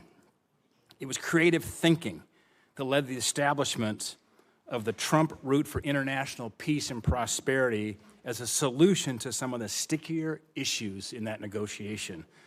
The program promises to be a boon, not only for Armenia and Azerbaijan, but also many neighboring countries. As Brzezinski once said, talking on the global chessboard, his book, that Central Asia is the wine bottle and Azerbaijan's the cork. You uncork the wine bottle, suddenly you've got oil and gas and critical minerals flowing back towards the West instead of to Russia, to China, and to Iran.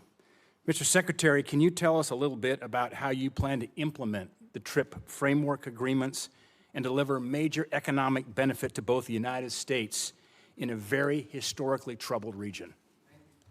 Thanks. Actually, as you said, I was there last week. What was it, Tuesday maybe? We signed the TRIP agreement between the U.S. and Armenia, and this is, you described it as a corridor, which I know it's the anchor of a peace agreement with Armenia and Azerbaijan, and that's critical, but it's much more than just the anchor of a peace agreement.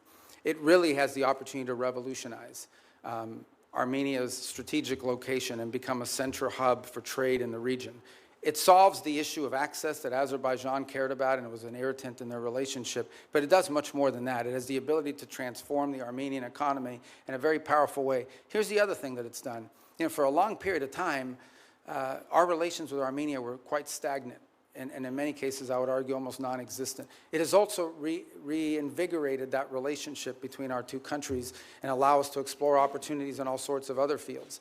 So we're involved in that very heavily now. We just literally just signed the agreement, and it will allow us to drive and hopefully incentivize U.S. private sector investment in this corridor to the benefit of American companies and American interests, but also to the benefit of Armenia, Azerbaijan, and other regional countries. I would also argue, by the way, and just to point out, and I don't mean this again, I think this is pretty well understood in the open source reporting, the Russians are less than happy about our engagement there. I think there's evidence that they would like the current president to lose his election as a result of this growing relationship with the United States. To be clear, we're not there to infringe on Armenian sovereignty. We're not asking them not to be friends with other countries. We just want to be able to have a relationship with them that's built not just on peace. Peace is important, but that's just the beginning. It's the economic opportunities that it provides. There are American companies and American workers that will benefit from it, but the Armenian people will be the ultimate beneficiaries of this corridor opening. Just remarkable, and we were there together, in fact, last August at the White House when President Aliyev of Azerbaijan, Prime Minister Pashinyan of Armenia came to sign that agreement with President Trump's leadership. To think a Shiite Muslim country, Azerbaijan, and Armenia, one of the oldest Christian countries in the world, came together to sign a peace agreement was truly a breakthrough. And so it's an underreported story, in my opinion, Mr. Secretary. I think we need to get the story out. This is a critical geopolitical problem that has been definitely remedied by the leadership of this administration. Yeah, I mean, the key, Senator Daines, is going to be execution. Like, you can sign an agreement, you can have the things in place. We now have to make sure we are focused on driving it. and ensuring that to the extent American companies can contribute to the infrastructure, to the railway, to the highway, to everything that needs to happen in order for that corridor to open, and then the spin-off effect of it as well. We don't need to dominate it. We're not asking for an American monopoly economic, but we do want our companies to get a fair shake in there. And by the way, partnering with Armenian companies in many cases, so it becomes mutually beneficial. Secretary Rubio, before my time runs out, I want to bring up one very important final point. As you well know, I've been spending a lot of time over the past few years working with our friends in Central Asia, across the Caspian there, with the 5 Central Asian countries. Things are progressing well thanks to your engagement and encouragement and President Trump's. And we're seeing a lot of fruit from last year's C5+1 summit that was right here in Washington. That being said, there is still a major hurdle to strengthen our ties. One of the key irritants to our friends in Azerbaijan and in Central Asia is the infamous Jackson-Vanik trade restrictions. These are Soviet-era relic restrictions. In fact, Senator Murphy and I are the co-leads on the repeal. It's long past due that we get this changed. Mr. Secretary, is removing these restrictions a priority for you and your department? And removing them have a significant impact on our relations with Central Asia? Yeah, it's a detriment. We'd like to see it removed, and I think you should talk to the chairman and the ranking member about putting it on the agenda with you guys. They're right there. You can tell them. But It's finance. oh, it's finance. Finance You don't have committee. jurisdiction over there? It is. That's my job. And Mr. Secretary, Finance. Well, that's good. That's what I do too. It's not my job. It's and our encouragement from our friends over in the House will be helpful. We'll work with you on that, Mr. Secretary. you should get it Thank you. passed. I mean, Thank you. look, We it need would to be get very done. helpful. Yeah, it would be. Thank you. Absolutely. First of all, let me say that I absolutely concur with the Secretary and Senator Daines with you, and I've talked to the President about this, as you know, and I have actually talked to the Chairman of the Finance Committee, who I know relatively well, and we actually have a plan for going forward. You and I are going to meet on that here very quickly. I'm glad I have friends in high places, Mr. Chairman. Thank you. But no, you're absolutely right on that, and it's just in the queue. So, with that, let us go to Senator Coons. Thank you, Mr. Chairman, Ranking Member, Mr. Secretary, National Security Advisor. Good to see you again. I know from our service here together that you agree that China is the greatest national security threat that we face. And one of the key reasons is their repeated threats to take control of Taiwan by force if necessary. And Taiwan, as we both know, is not just some faraway island. It produces 90% of the semiconductor chips critical to everything from F-35s to iPhones. And its geography makes it indispensable, both to global commerce and military power. Do you agree with that? Taiwan? Yeah, it's not just strategically important in terms of where it's located. It also is the message that it sends to the world if something were to happen to it. Agreed. That's why for decades, really with leadership from the Senate in a bipartisan way, we've provided arms to deter the PRC's potential military aggression. In fact, you introduced the Taiwan Peace Through Strength Act of 2023. In January, Congress pre-approved a $14 billion arms package for Taiwan. It's been 6 months. We haven't received a notification. Have you advised President Trump to proceed with this? Yeah, it's under, but I don't know if you were here a moment ago when I discussed, we just did $11 billion in December, which was, I think, the largest sale in history. It's certainly, I think it was more than the cumulative amount under the Biden administration. And I recall during 6 years of the Obama administration, there was zero gone to Taiwan. So some way you would argue that we're trying to make up ground. So why hold off on it now? Well, so the other 14 is being reviewed. It's under review. It hasn't been, I think it's been noticed, but it hasn't been reviewed. I mean, it hasn't been approved yet. So it's under review under the White House. Mr. Secretary, my concern is that President Trump has said publicly that arms sales to Taipei are a great negotiating chip with China. And my concern at a time when the PRC has been far more aggressive than they were in previous years, centerline crossing, circumnavigation of Australia, aiding Iran and Russia in their war goals and aims, frankly, literally helping Iranians target U.S. service members.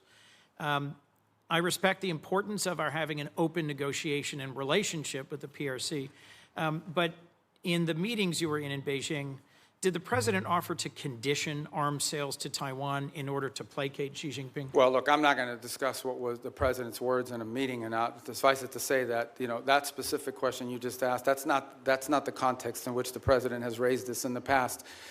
When the president says it's a great negotiating thing, what he's really saying is it's because China, as you can imagine, always mentions this. Like, this is a top priority for them. They are constantly talking about Taiwan arms sales. But that in no way is what is holding up our decision-making or the White House's decision-making. It is something the President will have to decide on the timing of when and how that is executed on. It's been approved by Congress. It's been noticed. The money's available. And as I said, we are just coming off the heels of a very large sale in December of last year. So there are a variety of reasons why these things don't happen immediately. Well, I'll just assert, Mr. Secretary, that there is more reason than ever for the administration with congressional support to continue providing robust military capacity to Taiwan, given that the PRC is more and more regionally aggressive. You also introduced and passed legislation in 23 prohibiting any president from unilaterally withdrawing from NATO. I assume this was because you recognize that our alliances are a key advantage against Russia, against China, against other adversaries. Do you still consider Article 5 an unconditional commitment? Yeah, so let me address that holistically, if it's okay, because I think we have time to do it. First of all, you're right. I have, throughout my entire career in the Senate, and through much of my time now in this administration, been a supporter of NATO. I see its utility. The key, and I'm just being honest with you when we talk about this, one of the key arguments that I would always use on behalf of NATO is the fact that it allows us basing rights that we could use in a contingency operation in a time of conflict, in a time of need, that we just have had. So when you have countries in this alliance, because understand, at the end of the day, we are providing basically the defense backbone of an entire continent of rich countries. These are not poor countries. These are rich countries. And the utility of NATO for us is that it provides these basing rights. Now we are living in a world in which some of these countries, I point to Spain as an example, openly brag about how they've denied us the use of these bases. And so if the core rationale for us being in NATO, if what we get out of NATO is the ability to use bases, and then we have members of that alliance that are basically denying the use of those bases in a contingency, well, it calls them to question the entire thing. Forgive me, I have one more question I want to make sure we get to. Is it not true that some of the challenges in our NATO relations have only come after President Trump threatened to seize territory from a trusted and reliable and contributing partner? Yeah, I don't think that's fair. I think he publicly said both. I know, but I don't think... use tariffs to coerce Denmark into giving up Greenland. Yeah, but just to tell you, look, if you go back and study the history of it, NATO tensions and debates within U.S. or whether we should be in NATO, in the 1970s, it was the reverse. It was the administration trying to stay in NATO and Congress trying to get us out. Yes. I happened to see a speech, they were playing it after he passed away on C-SPAN, Jesse Jackson at the 1988 Democratic Convention calling for the United States to get out of NATO. I so was these there. debates over NATO, you were at that? As was Joe Biden. Oh. Joe Biden didn't support that position then, and I don't support that position now. But my Let me move point to is a that last these debates question, about Mr. NATO have Secretary. been ongoing for a long time. There's about 1,100 vetted Afghan allies being held at Camp As-Salih in Qatar. And that includes 400 children and 150 family members of currently serving active duty U.S. service members. They've been stranded there for a year and a half. And there is talk of sending them either back to Afghanistan into the waiting arms of the Taliban or into war-torn and now Ebola-infected countries like the DRC.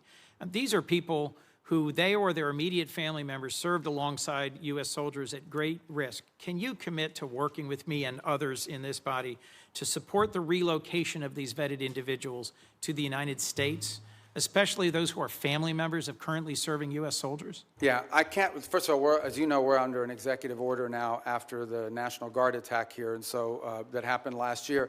So we can't admit any Afghans at this point into the country. That said, you just pointed to them being sent back to Afghanistan. Our goal, we've worked on this, and we'll work with you on it, is we have talked to multiple countries. Now, I don't know of any single country that's going to take 1,000 people, but we've talked to multiple countries about taking several hundred of these people and allowing them to move to a safe location. As you know, we are operating under not just those restrictions, but broader restrictions about immigration into the United States after 25 million people entered this country illegally over a 4-year period leading up to this administration. The president just but I'll work with you to find the right places for them to go. We want that to happen.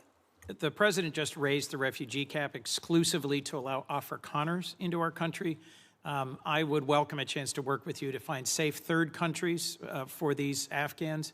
And I frankly think we ought to be revisiting our refugee policy, because the refugees who've come into our country in the past are the most vetted and often the highest contributing. As you know, my childhood church hosted a South Vietnamese family, and seeing the 5 of them become great Americans, entrepreneurs, contributors, It is refugees from oppression overseas, whether from Cuba or Venezuela, Vietnam or Afghanistan, who have long contributed to the United States. Thank you, Mr. Secretary.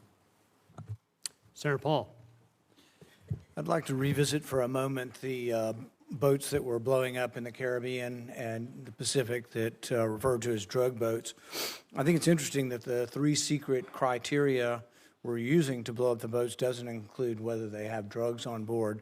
I would like to add that the statistics from the Coast Guard also say that when we interdict alleged drug boats in the historic way, the way we've always done it, about 1 in 4 don't have drugs. We make mistakes. We see something suspicious about the boat, we stop them, and they don't have drugs on board. I would also like to add that drugs is not a criteria for blowing up the boats that are called drug boats, but neither is arms. So in order to blow them up, we don't have to say that they're armed or have drugs, and I think a lot of people would have questions, which I still do. I am glad to hear today, though, that the administration and the negotiations are willing to trade sanctions relief for removal of enriched uranium. I've said for a long time and argued for a long time that sanctions in and of themselves rarely, if ever, are of any value.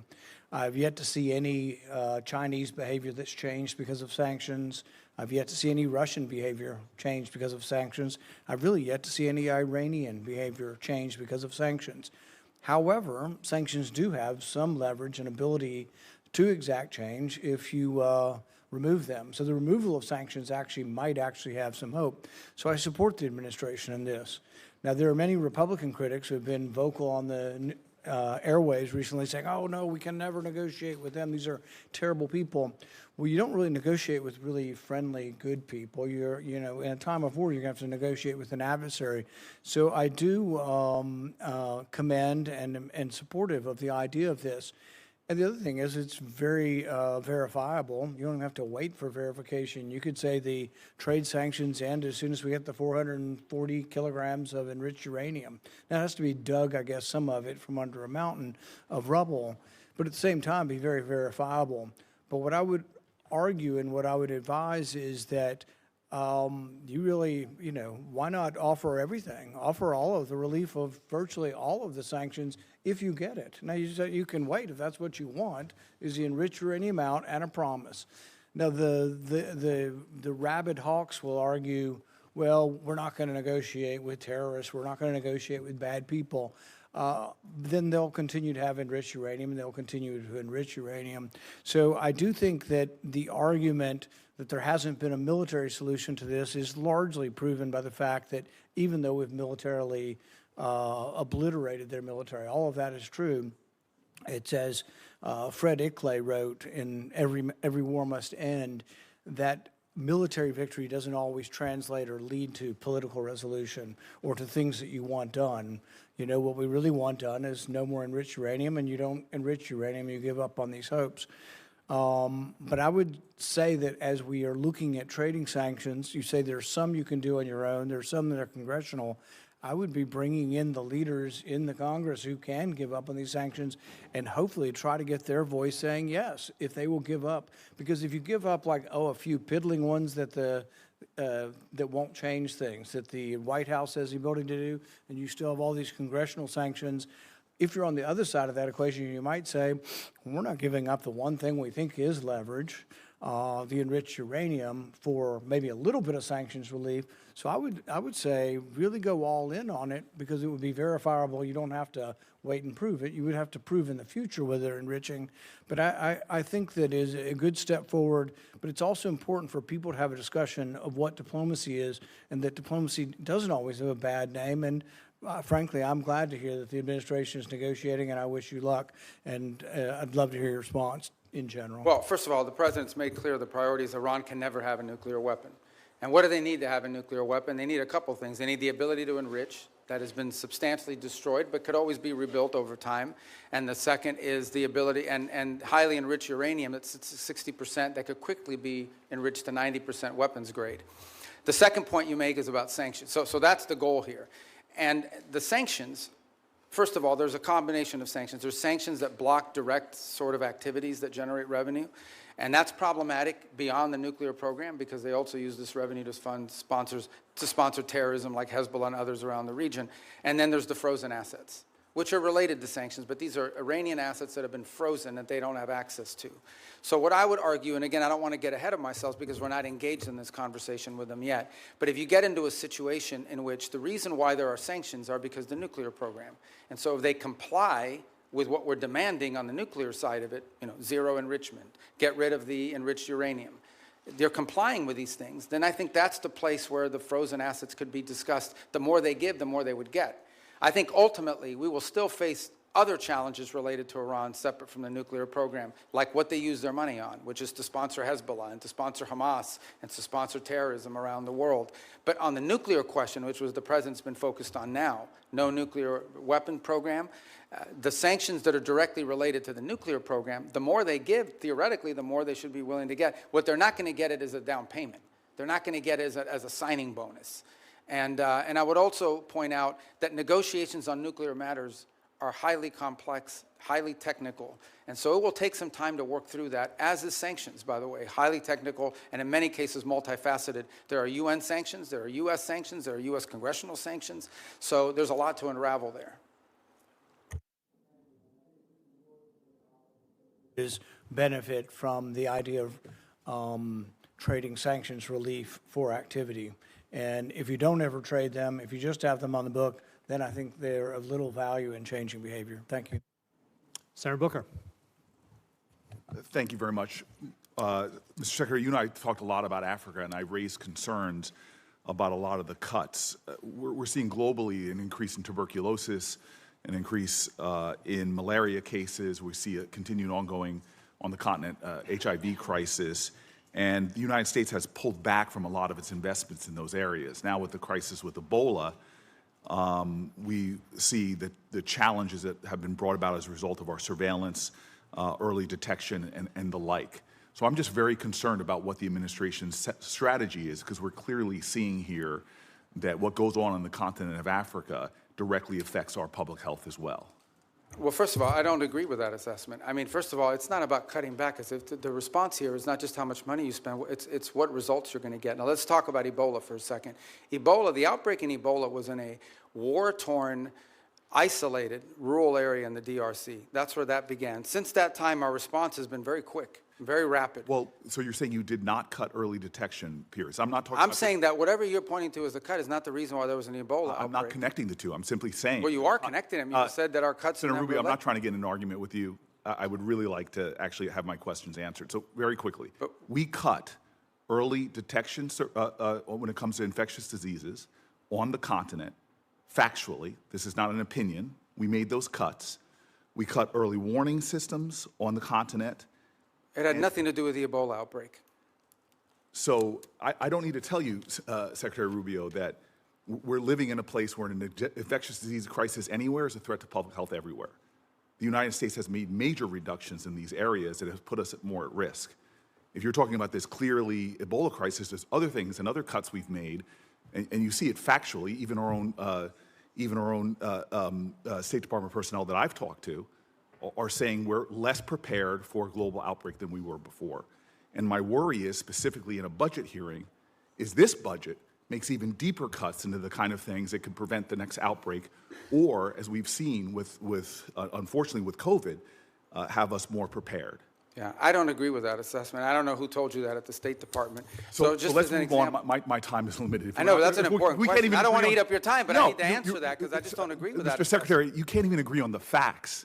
Because that's not accurate. I mean, again, you look at what we've entered into with these It's countries. not accurate that we cut early detection. Because those have all been repurposed in different arrangements that we now have with these countries. As an example, I would like, for the record, because we're not going to cover it in my short time, if you're telling me we are as prepared or more prepared before the Trump administration came in, I'd like to see the facts. I think when these reforms are finalized, which we're on the verge of doing, we're actually going to be better prepared. We are responding today faster, not just to humanitarian crisis, but to outbreaks than we were before. We are responding in some cases within 72 hours, are able to move funds to task, which you weren't able to do in the old system. And we're also building the capacity of these nation states through these compacts. May I please reclaim my time to shift gears? The Strait of Hormuz, I was listening to their conversations you had with some of my colleagues. we've now seen the strait close for months, and you explained that we're going to see an opening of the strait, and ultimately the exchange we will get for that is after that fact we will release certain sanctions. Is that correct? No, that's not what I said. What I said was that if they open the straits, we will lift our blockade. The straits and the blockade are what are interrelated. And so for the nuclear program, in exchange for getting rid of the fissile material out of country, I imagine, is what the highly enriched uranium, we would release sanctions. Is that correct? Well, it's not just that. It's also their enrichment activity. They would have to, they would have to make very severe and significant concessions on what they intend to enrich in the future. And already with the March relaxing of sanctions, allowing Iranians to sell oil to the Chinese, estimates have been between $10 and $50 billion they got from that relaxing of sanctions. How much money might we see in a deal in our relaxings of sanctions in order to get rid of the highly enriched uranium and stop their enrichment? Well, let me just tell you on that portion. The sanctions that were released on Iran were boats on the water.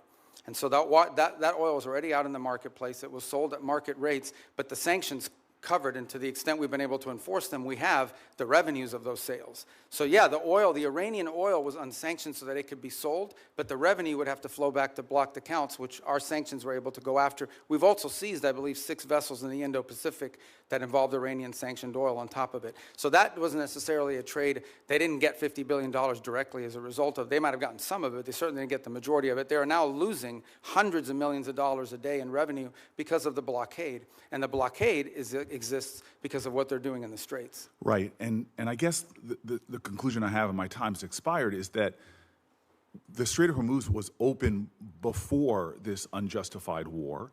We're now scrambling to try to find a way to get it back opened again.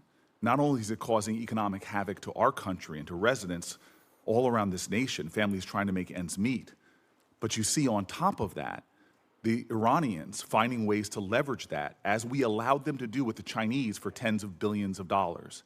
And so my point is, before we even get to a nuclear negotiation, this regime is getting money to rebuild, purchase more drones, cause more havoc.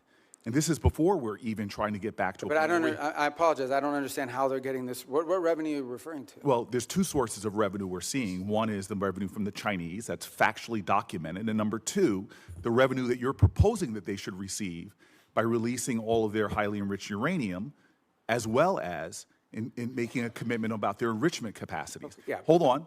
And that was the exact deal that you guys vilified, that the president and you vilified President Obama from having. Yeah. Now, So I here don't we have a worse situation where Those are not the same our deals. adversary and our enemy, who's causing havoc in the region, who is funding proxies and terrorists, has discovered, thanks to you all, the power of shutting down the Strait of Hormuz. No, they didn't discover. They knew that a long time ago, and they've done it before. Clearly, we all knew that a long time ago. That's why this And they intended to do this at ill-conceived some point war in the should have future never as well. happened. Yeah, but You have made our adversary in a stronger negotiating position. We are the strongest nation on the planet Earth, and we're in a stalemate with Iran.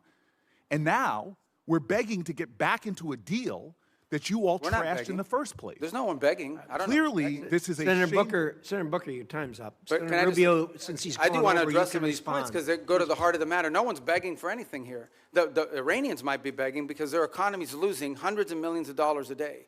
That they are losing. Understand, Iran had street protests going on before all of this started. All of those factors, economic factors in Iran, are far worse today than they were 6 months ago when those protests were happening. They have hyperinflation. Their currency's completely devalued. They're struggling to make payroll for their government workers. Iran is in a very serious situation. And if it was up to the political class there, and I understand everybody there is sort of radical in some way, but if it was up to the people that actually go to elections and wear the suits and you see on TV, they'd probably make a deal tomorrow.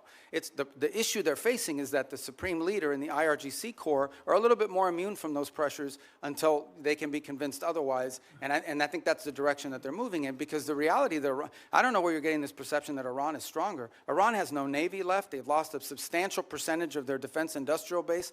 That Iran has lost a substantial percentage of their missile launchers. And their economy is far worse today, and I mean far worse today, than it was 6 to 9 months ago. And they are looking at hundreds of billions of dollars of reconstruction costs just to get to where they were 6 months Mr. Rubio, you keep telling us how we're winning this war. The president keeps saying, well, the war's over completely now. annihilated. The war is not over. And yet the American people see how we're losing at the pump and with their costs, and yet this thing still hasn't been resolved. Every day he tweets out, oh, we've obliterated them, we've annihilated them, they're going to surrender, but yet we still find ourselves spending billions of dollars a week Senator on Booker, a war abroad. you've gone way over, and It would be nice if we had hearings where people Thank had to you, be held Senator accountable. Booker. Senator Scott. All right. Secretary Rubio, so first off, do you think it's important to Americans that the Iranian regime doesn't have nuclear weapons and ability to destroy? I think it's important to the world. Yeah. The whole world. I mean, this question about the Straits is a great example. Imagine, the Straits gives them leverage. Imagine what nuclear weapons would give them leverage to do. At that point, they wouldn't even have to announce that we're controlling this. They would just say, we control the Straits. There's nothing you can do about it because our nuclear weapon will allow us to do it. You will have to pay us a toll for using an international waterway from now on, and you can't do anything to us militarily because we'll blow you up with a nuclear weapon. That is the leverage that they were trying to build. If they ever got a nuclear weapon, not only would they have a nuclear weapon, not only would they control the Straits, they would be able to act with impunity because you wouldn't be able to touch them. You wouldn't be able to do anything about them. I want to thank you for what you're doing. Let's talk about Latin America, which is, as you know, important to a lot of people in our state.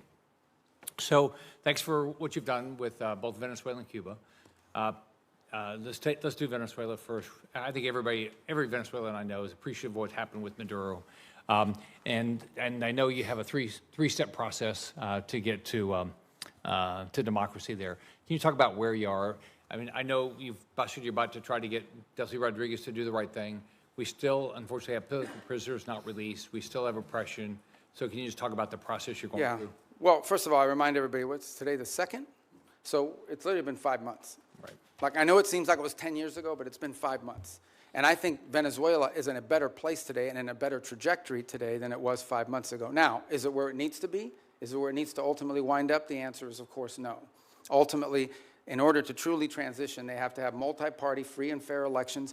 But the conditions for free and fair elections are the following. First of all, you have to have a free and open media.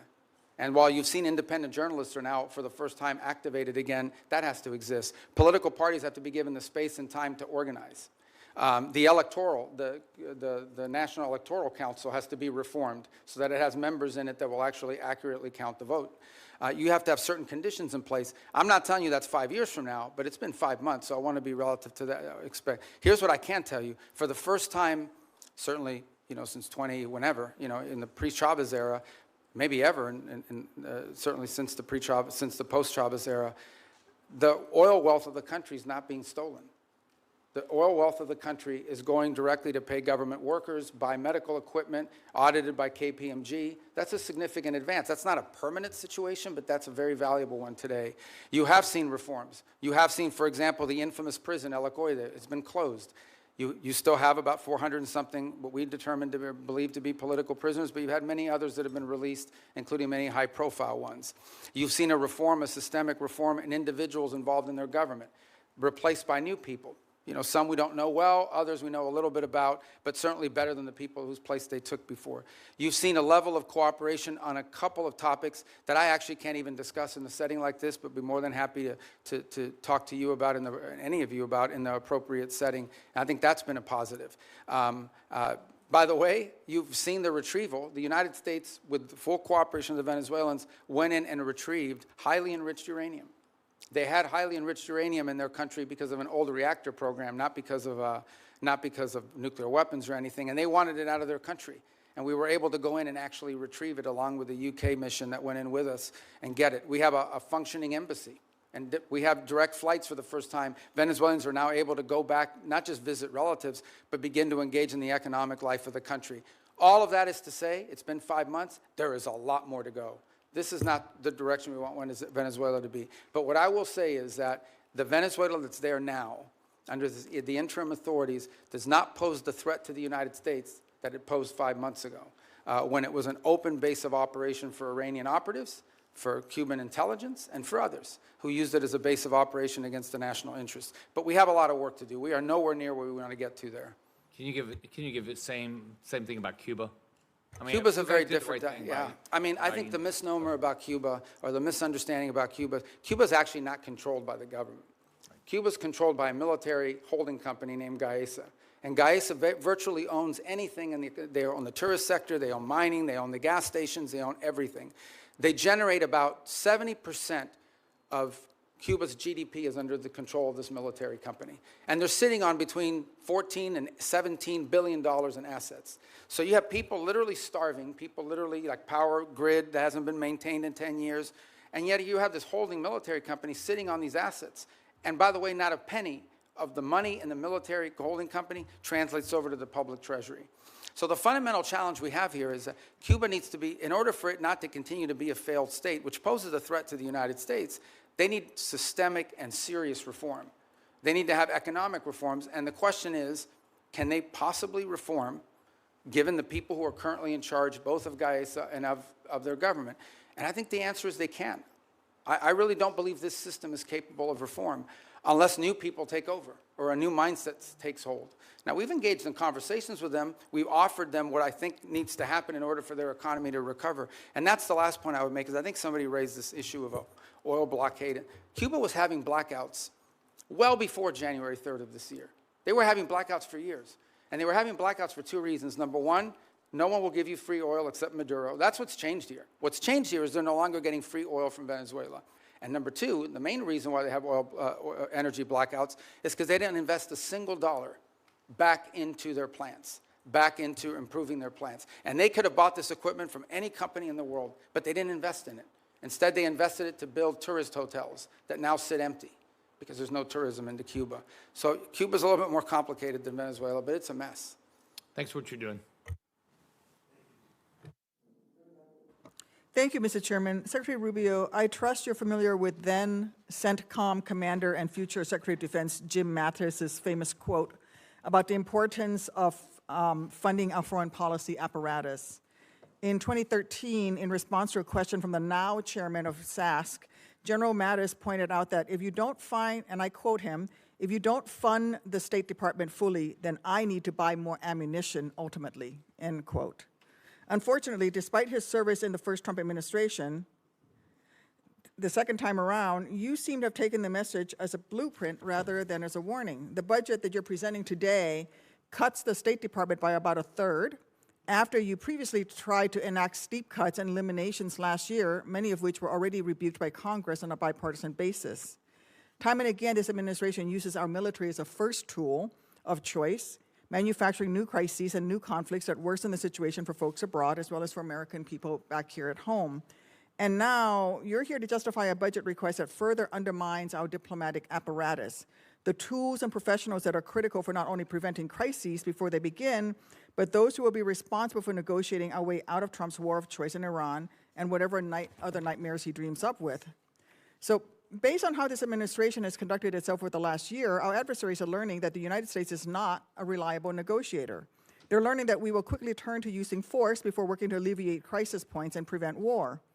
I'm very concerned that that in turn increases the risk of our adversaries jumping to use force first, increasing risk to American citizens and American interests around the world.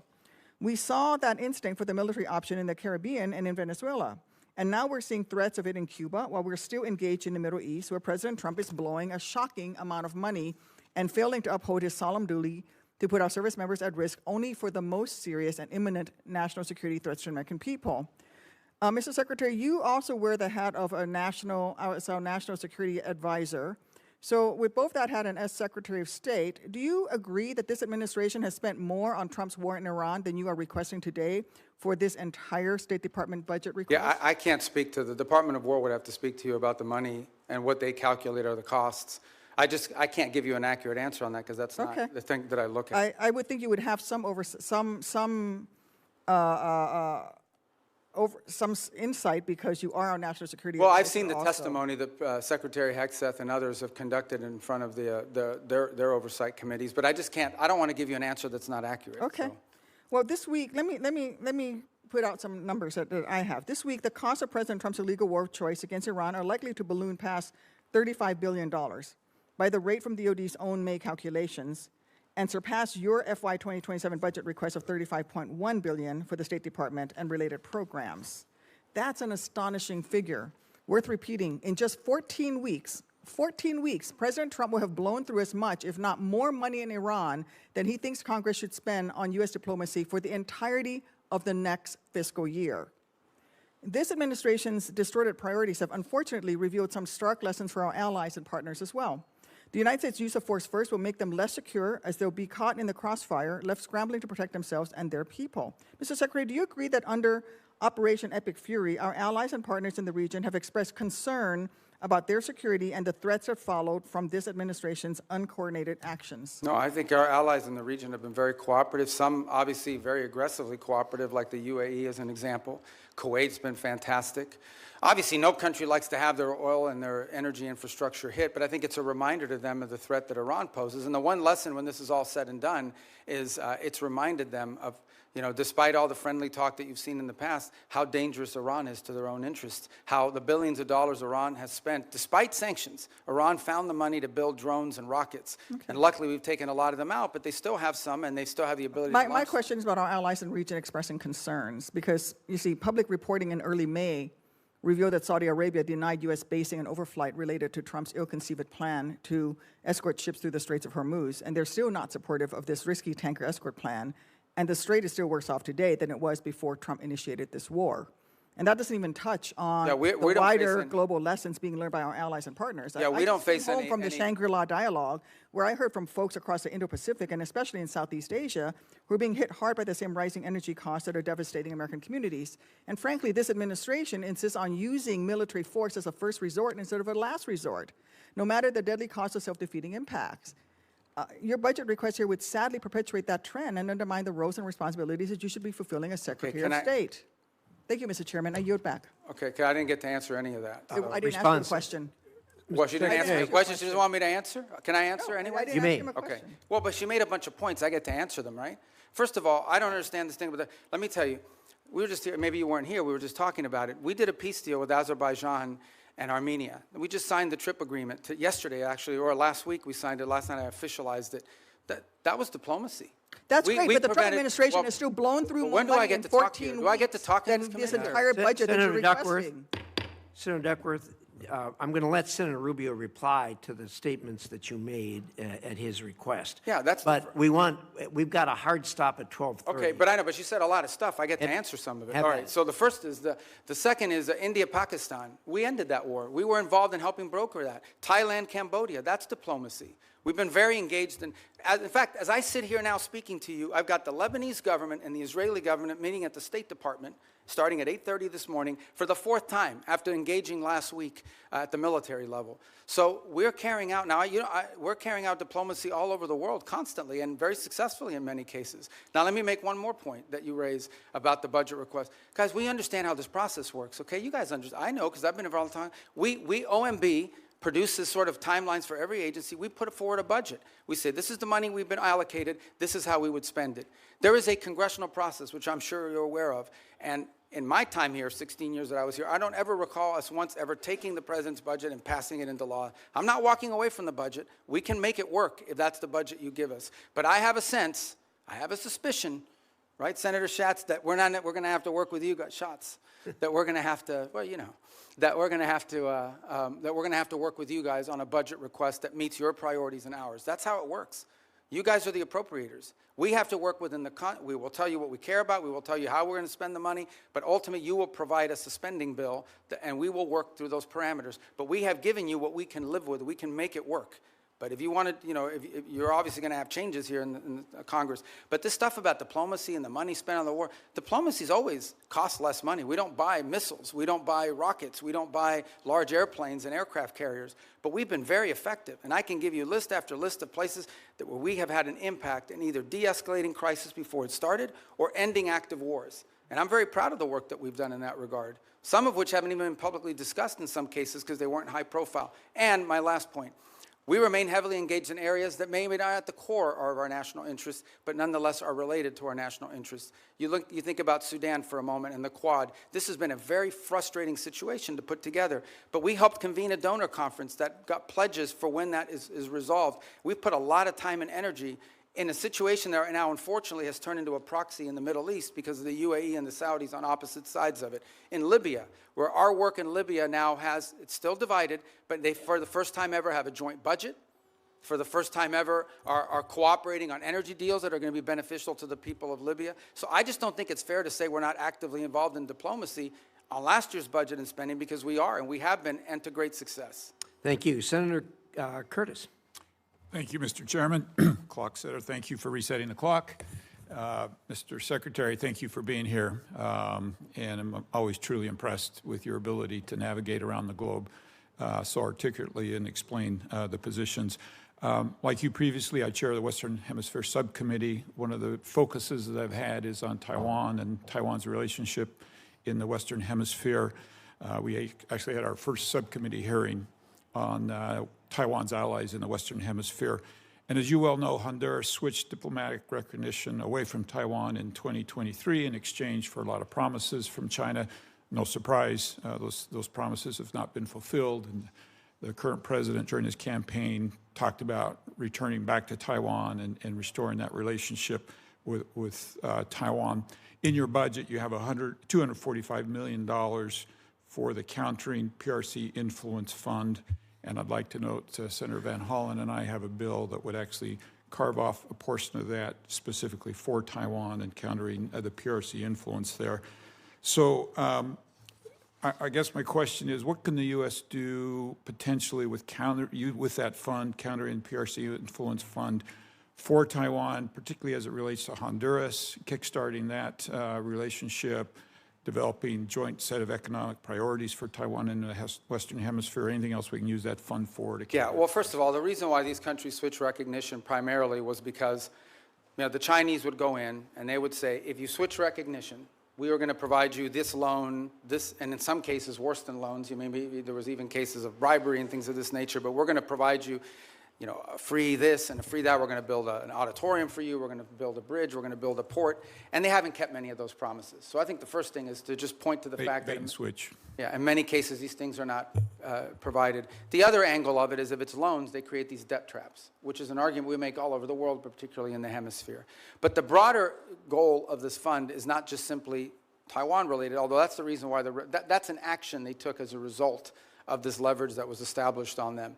But more broader, in many cases, these countries are trying to develop their telecommunications system. They're trying to build roads. They're trying to develop whatever it may be. And frankly, the only companies that show up are the Chinese companies. And they show up with lower cost, a financing mechanism, et cetera, et cetera. Now, there's a track record of not completing these projects. There's a track record of flooding the country with Chinese workers that come and do the work. So I think part of this fund is designed to create alternatives to that, to give these countries alternatives to the Chinese or other foreign malign influence that might be occurring in their country. Part of that is attracting U.S. commercial ventures to do it, but part of it is providing the resources so these countries can go out and do this without being subject to or vulnerable to this sort of leverage tactic that's used against them. Thank you. Let me switch to China for just a minute. Your budget notes the merging of the Foreign Service Institute, where a lot of the state language training takes place, with the Human Resource Bureau, and I'm hoping that can improve the language capacity. But here in the Senate, I've picked up the Uyghur Policy Act, which you led when you were here. Part of the bill that I'm especially supportive of is the provision that's supporting the Uyghur language training for Forest Service officers is not only important but required, and that we have Foreign Service officers in Asia and China that can speak that language. I think it's absolutely vital that our diplomats be able to understand the people in their own language as to the abuses that are going on there. Given your previous experience on this bill and the department's focus on the CCP's repression, do you still support this provision, and can you just speak to how important this is? Yeah, well, I think obviously the Uyghur language is not a widespread language around the world, but it's incredibly valuable in an important part of the world. And so I think we want to see a language proficiency. That's generally been a challenge writ large over a period of time.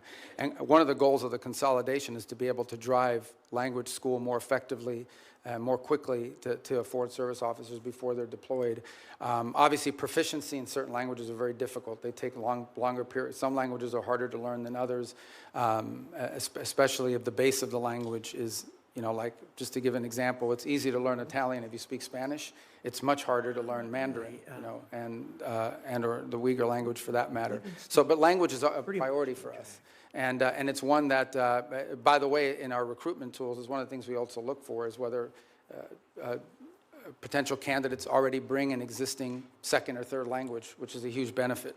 Yes, and just very quickly, do you want to clarify, use this opportunity, the president had a tweet about speaking with Hezbollah yesterday. Do you want to clarify for people what happened and anything that you'd like? Well, we received communications via the Lebanese government and the speaker over there on behalf of Hezbollah as early as Sunday about that they would restrain from attacking Israeli territory if Israel did not take new strikes in Beirut.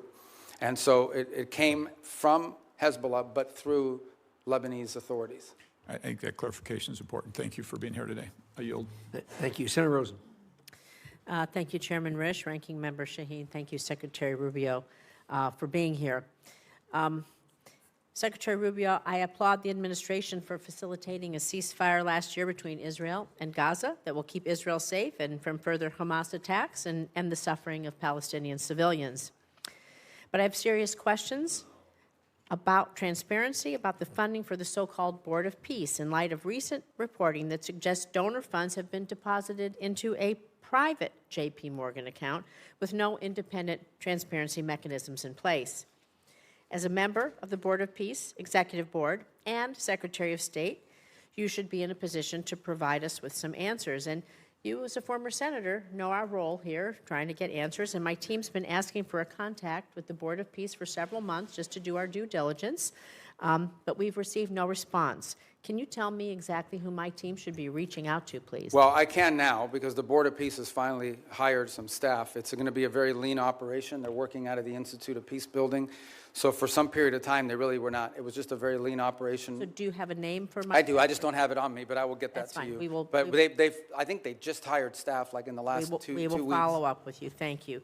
I have a few other questions. Can you tell me how much money is in the World Bank administered Board of Peace Fund? Do you have a? I don't have the answer because there's not U.S. dollars that have flowed. These are donor funds. So can you tell me how much money is in the J.P. Morgan account? Yeah, but again, those are not U.S. government accounts. Those are who has oversight? Well, that's the key here. That ultimately the oversight over the funds of the Board of Peace will be done, and especially when it comes to U.S. dollars, will be done by you in Congress. We have not committed those funds there yet, although we've made a pledge until they've stood up the Board of Peace administratively. Congress will have oversight ability. Thank you. Well, on the U.S. dollars. Of the U.S. dollars. Can the money in the J.P. Morgan account be used to compensate the president or his family or anyone directly? No one's talking about doing that. President? And you said you just hired some folks and it's going to be lean. About how many full-time personnel do you expect? I think they ultimately want to get up to 15 or 20 full-time. I think they've started at 5, if I'm not mistaken. I could be wrong, but those are the numbers I recall. So is the $50 million in U.S. taxpayer money that your department wants to give to the Board of Peace, is that going to be used to cover this? But I think that $50 million was reversed. We ended up not doing that as a result of the way it was constructed. The Board of Peace is now built out as an international, non-governmental organization. We will follow up with you on that once you give us a contact after this. Thank you. So, Secretary Rubio, during your confirmation and budget hearings last year, you committed to me you would support women and girls programming at the State Department. But under your leadership, you've terminated dozens of awards supporting women and girls. You shuttered the Office of Global Women's Issues, GWE. You fired the entire staff. You said repeatedly that regional bureaus will now be responsible for programs to support women and girls, but my staff has asked every single regional bureau if they have a plan to do this, and not a single bureau can provide me with an answer. And so, Secretary Rubio, I'm just so disappointed. I want to believe that you didn't lie to us, lie to me, and so I want to give you an opportunity to explain how women's issues have been integrated into the I don't know. bureaus. Do we have an outline? I don't know who's telling you that at the regional bureaus, because that's not accurate.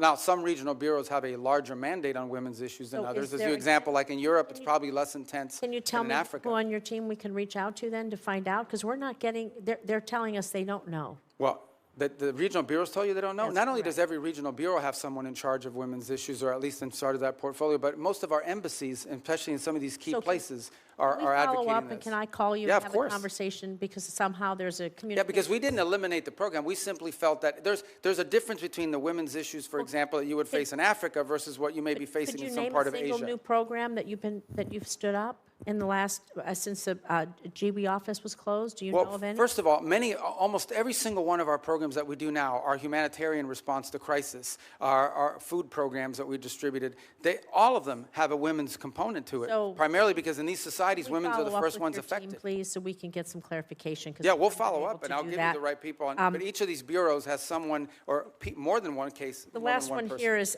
there is a International Women of Courage program. You and the First Lady have championed. Are you going to commit to maintaining that? The which one, I'm sorry? The Women of Courage program. You and the First Lady have championed that. Yeah, well, we had an award ceremony last year. So- I don't know if one is scheduled for this year yet. Thank you. With the remainder of my time, I'd like to remind the American people that as the Secretary of State, your main duty as America's chief diplomat is to maintain our relations with foreign nations.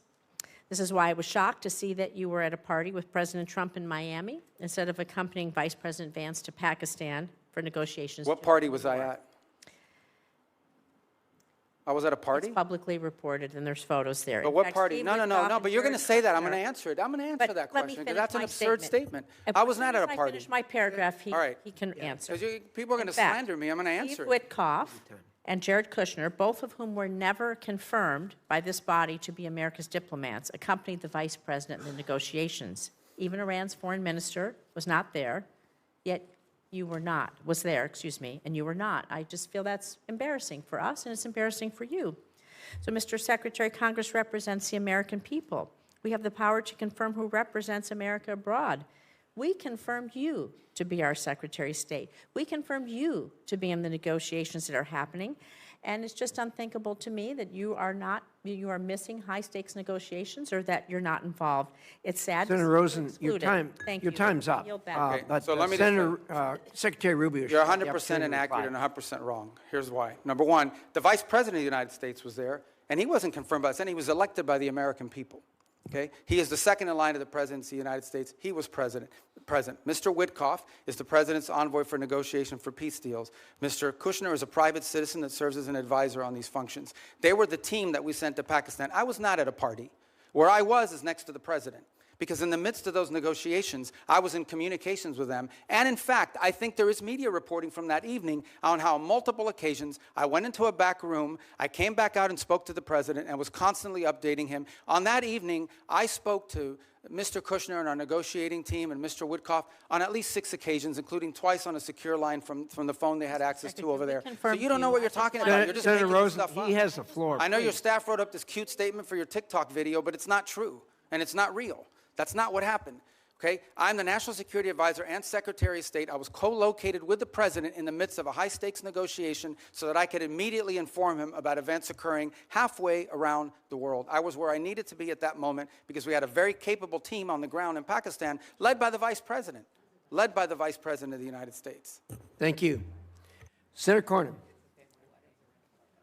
Secretary Rubio, I've heard some of my colleagues here on this committee suggest that the U.S. started a war with the Iranian regime 92 days ago.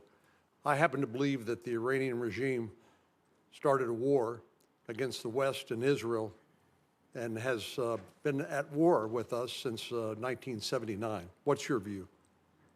Well, if you go back to 1979 and the taking hostages and build it out from there, I don't know the numbers, if we could even add them up. It's incalculable. Thousands of people around the world, including many Americans, have been killed because of direct Iranian action. All the IEDs, those roadside bombs that maimed and killed our soldiers, were all the mastermind work of the IRGC for decades. The IRGC sponsors terrorist attacks all over the planet. In fact, they were involved, for example, in the bombing of a Jewish center in Argentina in 1993 or 1994. They're consistently, it's now, we have people convicted in the United States of America, and one was arrested yesterday, Iranian agents plotting the assassination of American political leaders, including the President of the United States. They've been waging nonstop, not to mention their massive sponsorship of Hamas, of Hezbollah, and all the activities those groups have undertaken. So you're absolutely right that the Iranian system has been waging war on the West. But why is anybody in the United States in specific for over 3 decades, but why is anyone surprised? They openly chant, death to America, death to Israel. They openly say Israel's the little Satan, but we're the big Satan. So I think at some point when people say this repeatedly, you believe their rhetoric and their actions back their rhetoric. This is a very dangerous regime. And the notion that they would ever possess nuclear weapons, that people that are willing to conduct those kinds of terrorist acts would ever possess a nuclear weapon is unthinkable, unbearable, and unacceptable. And it's not going to happen under President Trump. So ever since since the Iranian nuclear program started, and they basically blocked the IAEA and others from doing the inspections that would be required in order to monitor their use of enriched uranium. We've had presidents, Democrat and Republican, say that a Iranian nuclear weapon was unacceptable, but it took President Trump to actually do something about it. It shocks me to hear some of our colleagues suggest that there was not an imminent threat from an Iranian nuclear weapon. You and I both sat in the same skiff on the Senate Intelligence Committee. We won't talk about the details, of course, but we knew that they continued to enrich to the point where they could produce a nuclear weapon within a specified time. There's some debate about how long that breakout would take, but the idea that an Iranian nuclear program did not present an imminent threat to the United States, to me, is just ludicrous. And I think it defies all evidence to the contrary.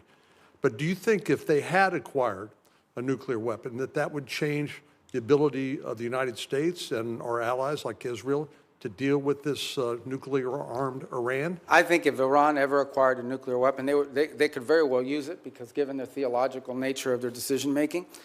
But just as problematic is they would have immunity. At that point, your options on what you could do about them would be quite limited, and their ability to hold the world hostage. They'd be like North Korea, for example. They'd be North Korea, but worse. They'd be better funded. They would at that point decide that they own the Straits of Hormuz forever, and everyone has to pay them a toll. And nuclear weapons, you can't do anything about it.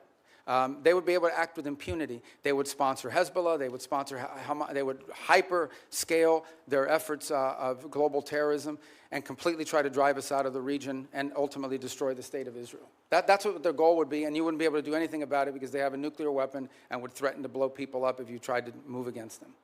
Notwithstanding the importance of denying Iran a nuclear weapon, I do applaud the president's attempt to try to use some diplomacy here in order to deny them access to the enriched uranium and their other weapons that they use against Israel and the West. But tell me, why do you think anything that the Iranian regime agrees to that they will comply with? What evidence is there that they will agree to anything that they ultimately will stick with?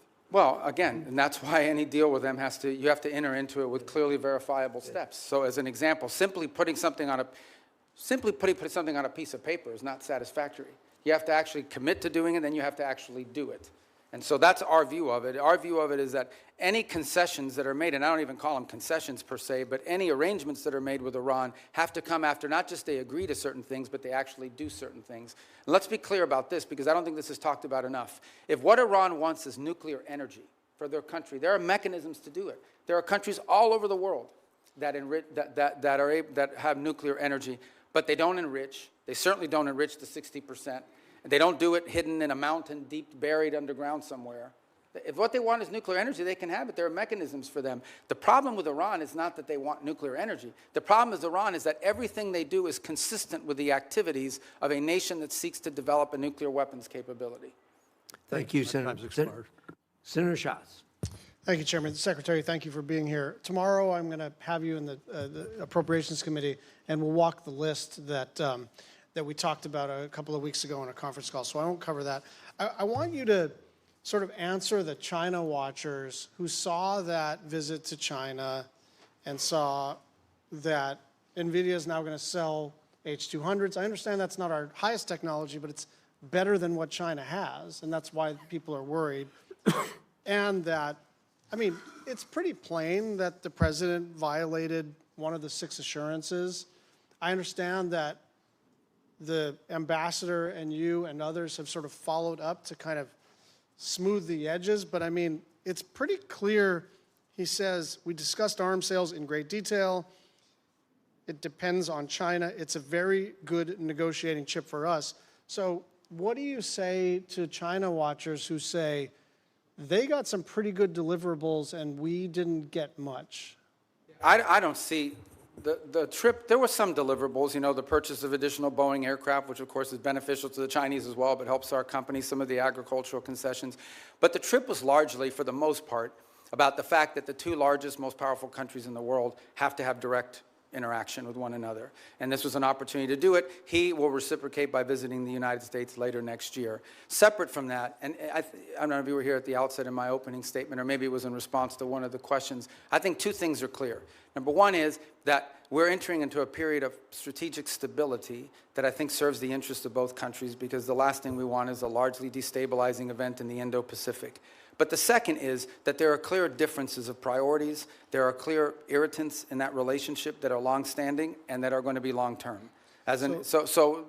Critical minerals dependencies, things of this nature. So it's one of those relationships that's going to require very deft diplomacy and mature decision-making. Sure, and this is why I like our engagement. Like, that makes sense to me, but it seems to me that if the main objective is to kind of touch gloves and initiate conversations, then why give away any of the things that they're already seeking in exchange for essentially nothing? I mean, you're basically saying it's better to talk than not to, it's better to engage than not to, it's better to be in a period of stability than not. I agree with all that. I just don't understand why we would want to sell them our second best chips, and why we would start to at least complicate the question of our assurances regarding Taiwan. I'm going to move over. We're going to stay in the Asia-Pacific region. The Marshalls, the Philippines, and Tuvalu have declared a national emergency on their energy situation. South Korea says its energy crisis is a war-like situation. You've been around a long time on this committee and now as secretary. It is always the case that something in the Middle East undermines our ability to project power in the Asia-Pacific region. But it's not just a question of opportunity cost and attentional challenges. Now we're talking about our allies in the Asia-Pacific region really taking it on the chin with energy costs because of the Strait of Hormuz. What do we say to them? Just hang in there? Yeah, no, a couple points. It's one of the steps that we've taken and some of the things that we've done around the world, whether it's the release of strategic reserves, whether it's not popular, but, we got questions about here earlier today, but making available for a limited period of time both Iranian oil on the water, though they don't enjoy the revenue of it, and some of the Russian oil on the water as well.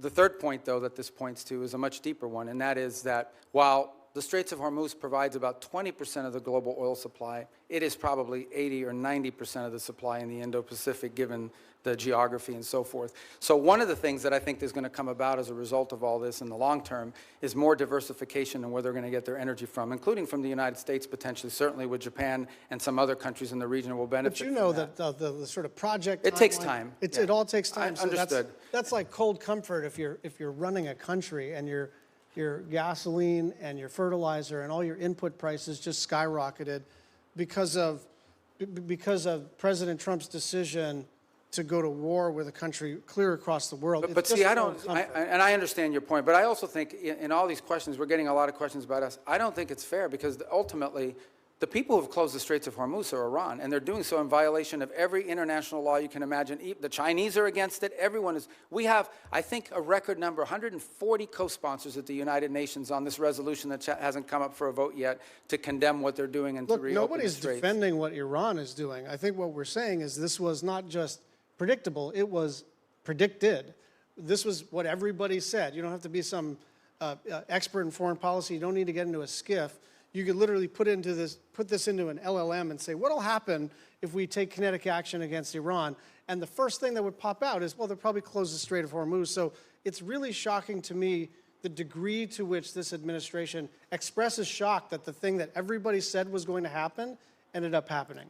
But here's the point I would make on that, in that the reverse of that is, so the alternative is to say, well, then we have to go ahead and let Iran develop a nuclear weapon, or they'll close the Straits of Hormuz. I mean, at some point you have to take action on this situation, understanding there'll be a reaction to it, but it cannot be. Iran will always have the ability to threaten the Straits. You don't need much sophistication to, if you threaten commercial vessels and shooting them, they're going to stop moving. Dropping mines, by the way, it's not just Iran that can do it. The Houthis could do it in the Red Sea, and they're not nearly as large as Iran is. I think this is a more fundamental challenge, and that is, are we now forever limited doing it? Do we just have to let Iran go ahead and develop a nuclear weapon because of their threat to close the Straits of Hormuz? That's an untenable situation. Secretary Rubio, thank you. But I'll see him tomorrow, so don't worry. Yeah, okay, that's good. Tomorrow's a probe. I know we're supposed to have a hard stop at 12:30, but No, we'll do it. Senator Let's go. Cruz has been patient. I hope you'll give us Only because it's him. one We'll more do it. bite Let's of go. the apple. Thank you, Mr. Chairman. I will say, Mr. Secretary, since you left the Senate, I've been obliged to serve Cuban coffee in my meetings because you left me as the only Cuban American left behind. So come by if you want a cafecito. Let me start by saying that President Trump's decision to strike Iran was the most consequential decision of his second term as president. And I want to commend you, I want to commend the president and the entire administration on the extraordinary success we have seen. In less than 40 days, the United States has utterly and completely destroyed the military and nuclear infrastructure that the Iranian regime spent nearly 50 years building. Every day that passes increases American leverage. Iran is weaker, poorer, and more isolated than it's been in decades. The president has laid out 4 red lines for any resolution to this military conflict. Number 1, that there be zero enrichment by Iran. Number 2, that they hand over all of their enriched uranium. Number 3, that they stop funding terrorism worldwide. And number 4, that they open the Strait of Hormuz. I agree with all 4 of those red lines. Do you agree with those red lines, and how achievable do you believe they are in the coming weeks and months? Yeah, you stated the poor positions the president has taken accurately, and the entire administration is supportive of it because that's what we take our directives from the president, and personally during my time in the Senate, these would be consistent with my thinking. I would only reverse it in the following order. The Straits of Hormuz, it would have to come first because what they're doing there is unlawful and illegal to begin with. That has to open immediately. And that has to open immediately in exchange, not for anything else other than us lifting the blockade. We have a blockade on Iranian oil leaving. And the reason why we have a blockade on Iranian oil leaving is because they closed the straits. If they open the straits, and by open the straits, understand what we're saying. It's saying you're not going to threaten to shoot at commercial vessels of civilians and create, ecological disaster. That's what they're doing. It's unlawful, it's illegal, it's outrageous. Every country in the world condemns it. If they end that, we lift the blockade. Then we enter into the second phase, which is the nuclear question. On enrichment, they don't need to enrich. If what they want is a nuclear energy program, they can have one without enrichment. And it was somebody the other day, a few questions ago, I forgot who it was, said that what we're working on is similar to JCPOA. It is not. JCPOA would have expired this year. And it allowed them to keep all the enrichment equipment that they needed. And clearly that equipment could get them to 60 and 90% because they've done it to 60% as a result of it. So it would have to deal with that question. And it would have to deal with the highly enriched uranium that they currently are in possession of. There's no reason to have, the only reason to have 60% enriched uranium is to turn it into 90% enriched uranium and put it into a weapon. So those remain, and on the sponsor of terrorism, absolutely. To the point where I would argue, for example, it's one of the interesting things that's happening, and I know Senator Shaheen has a great interest in Lebanon. It's one of the most ironic situations in the world. The Lebanese government and the Israeli government could do a peace deal tomorrow. Israel has no territorial claims in Lebanon. And Hezbollah is in particular, in fact, Hezbollah has called for the overthrow of the current Lebanese government.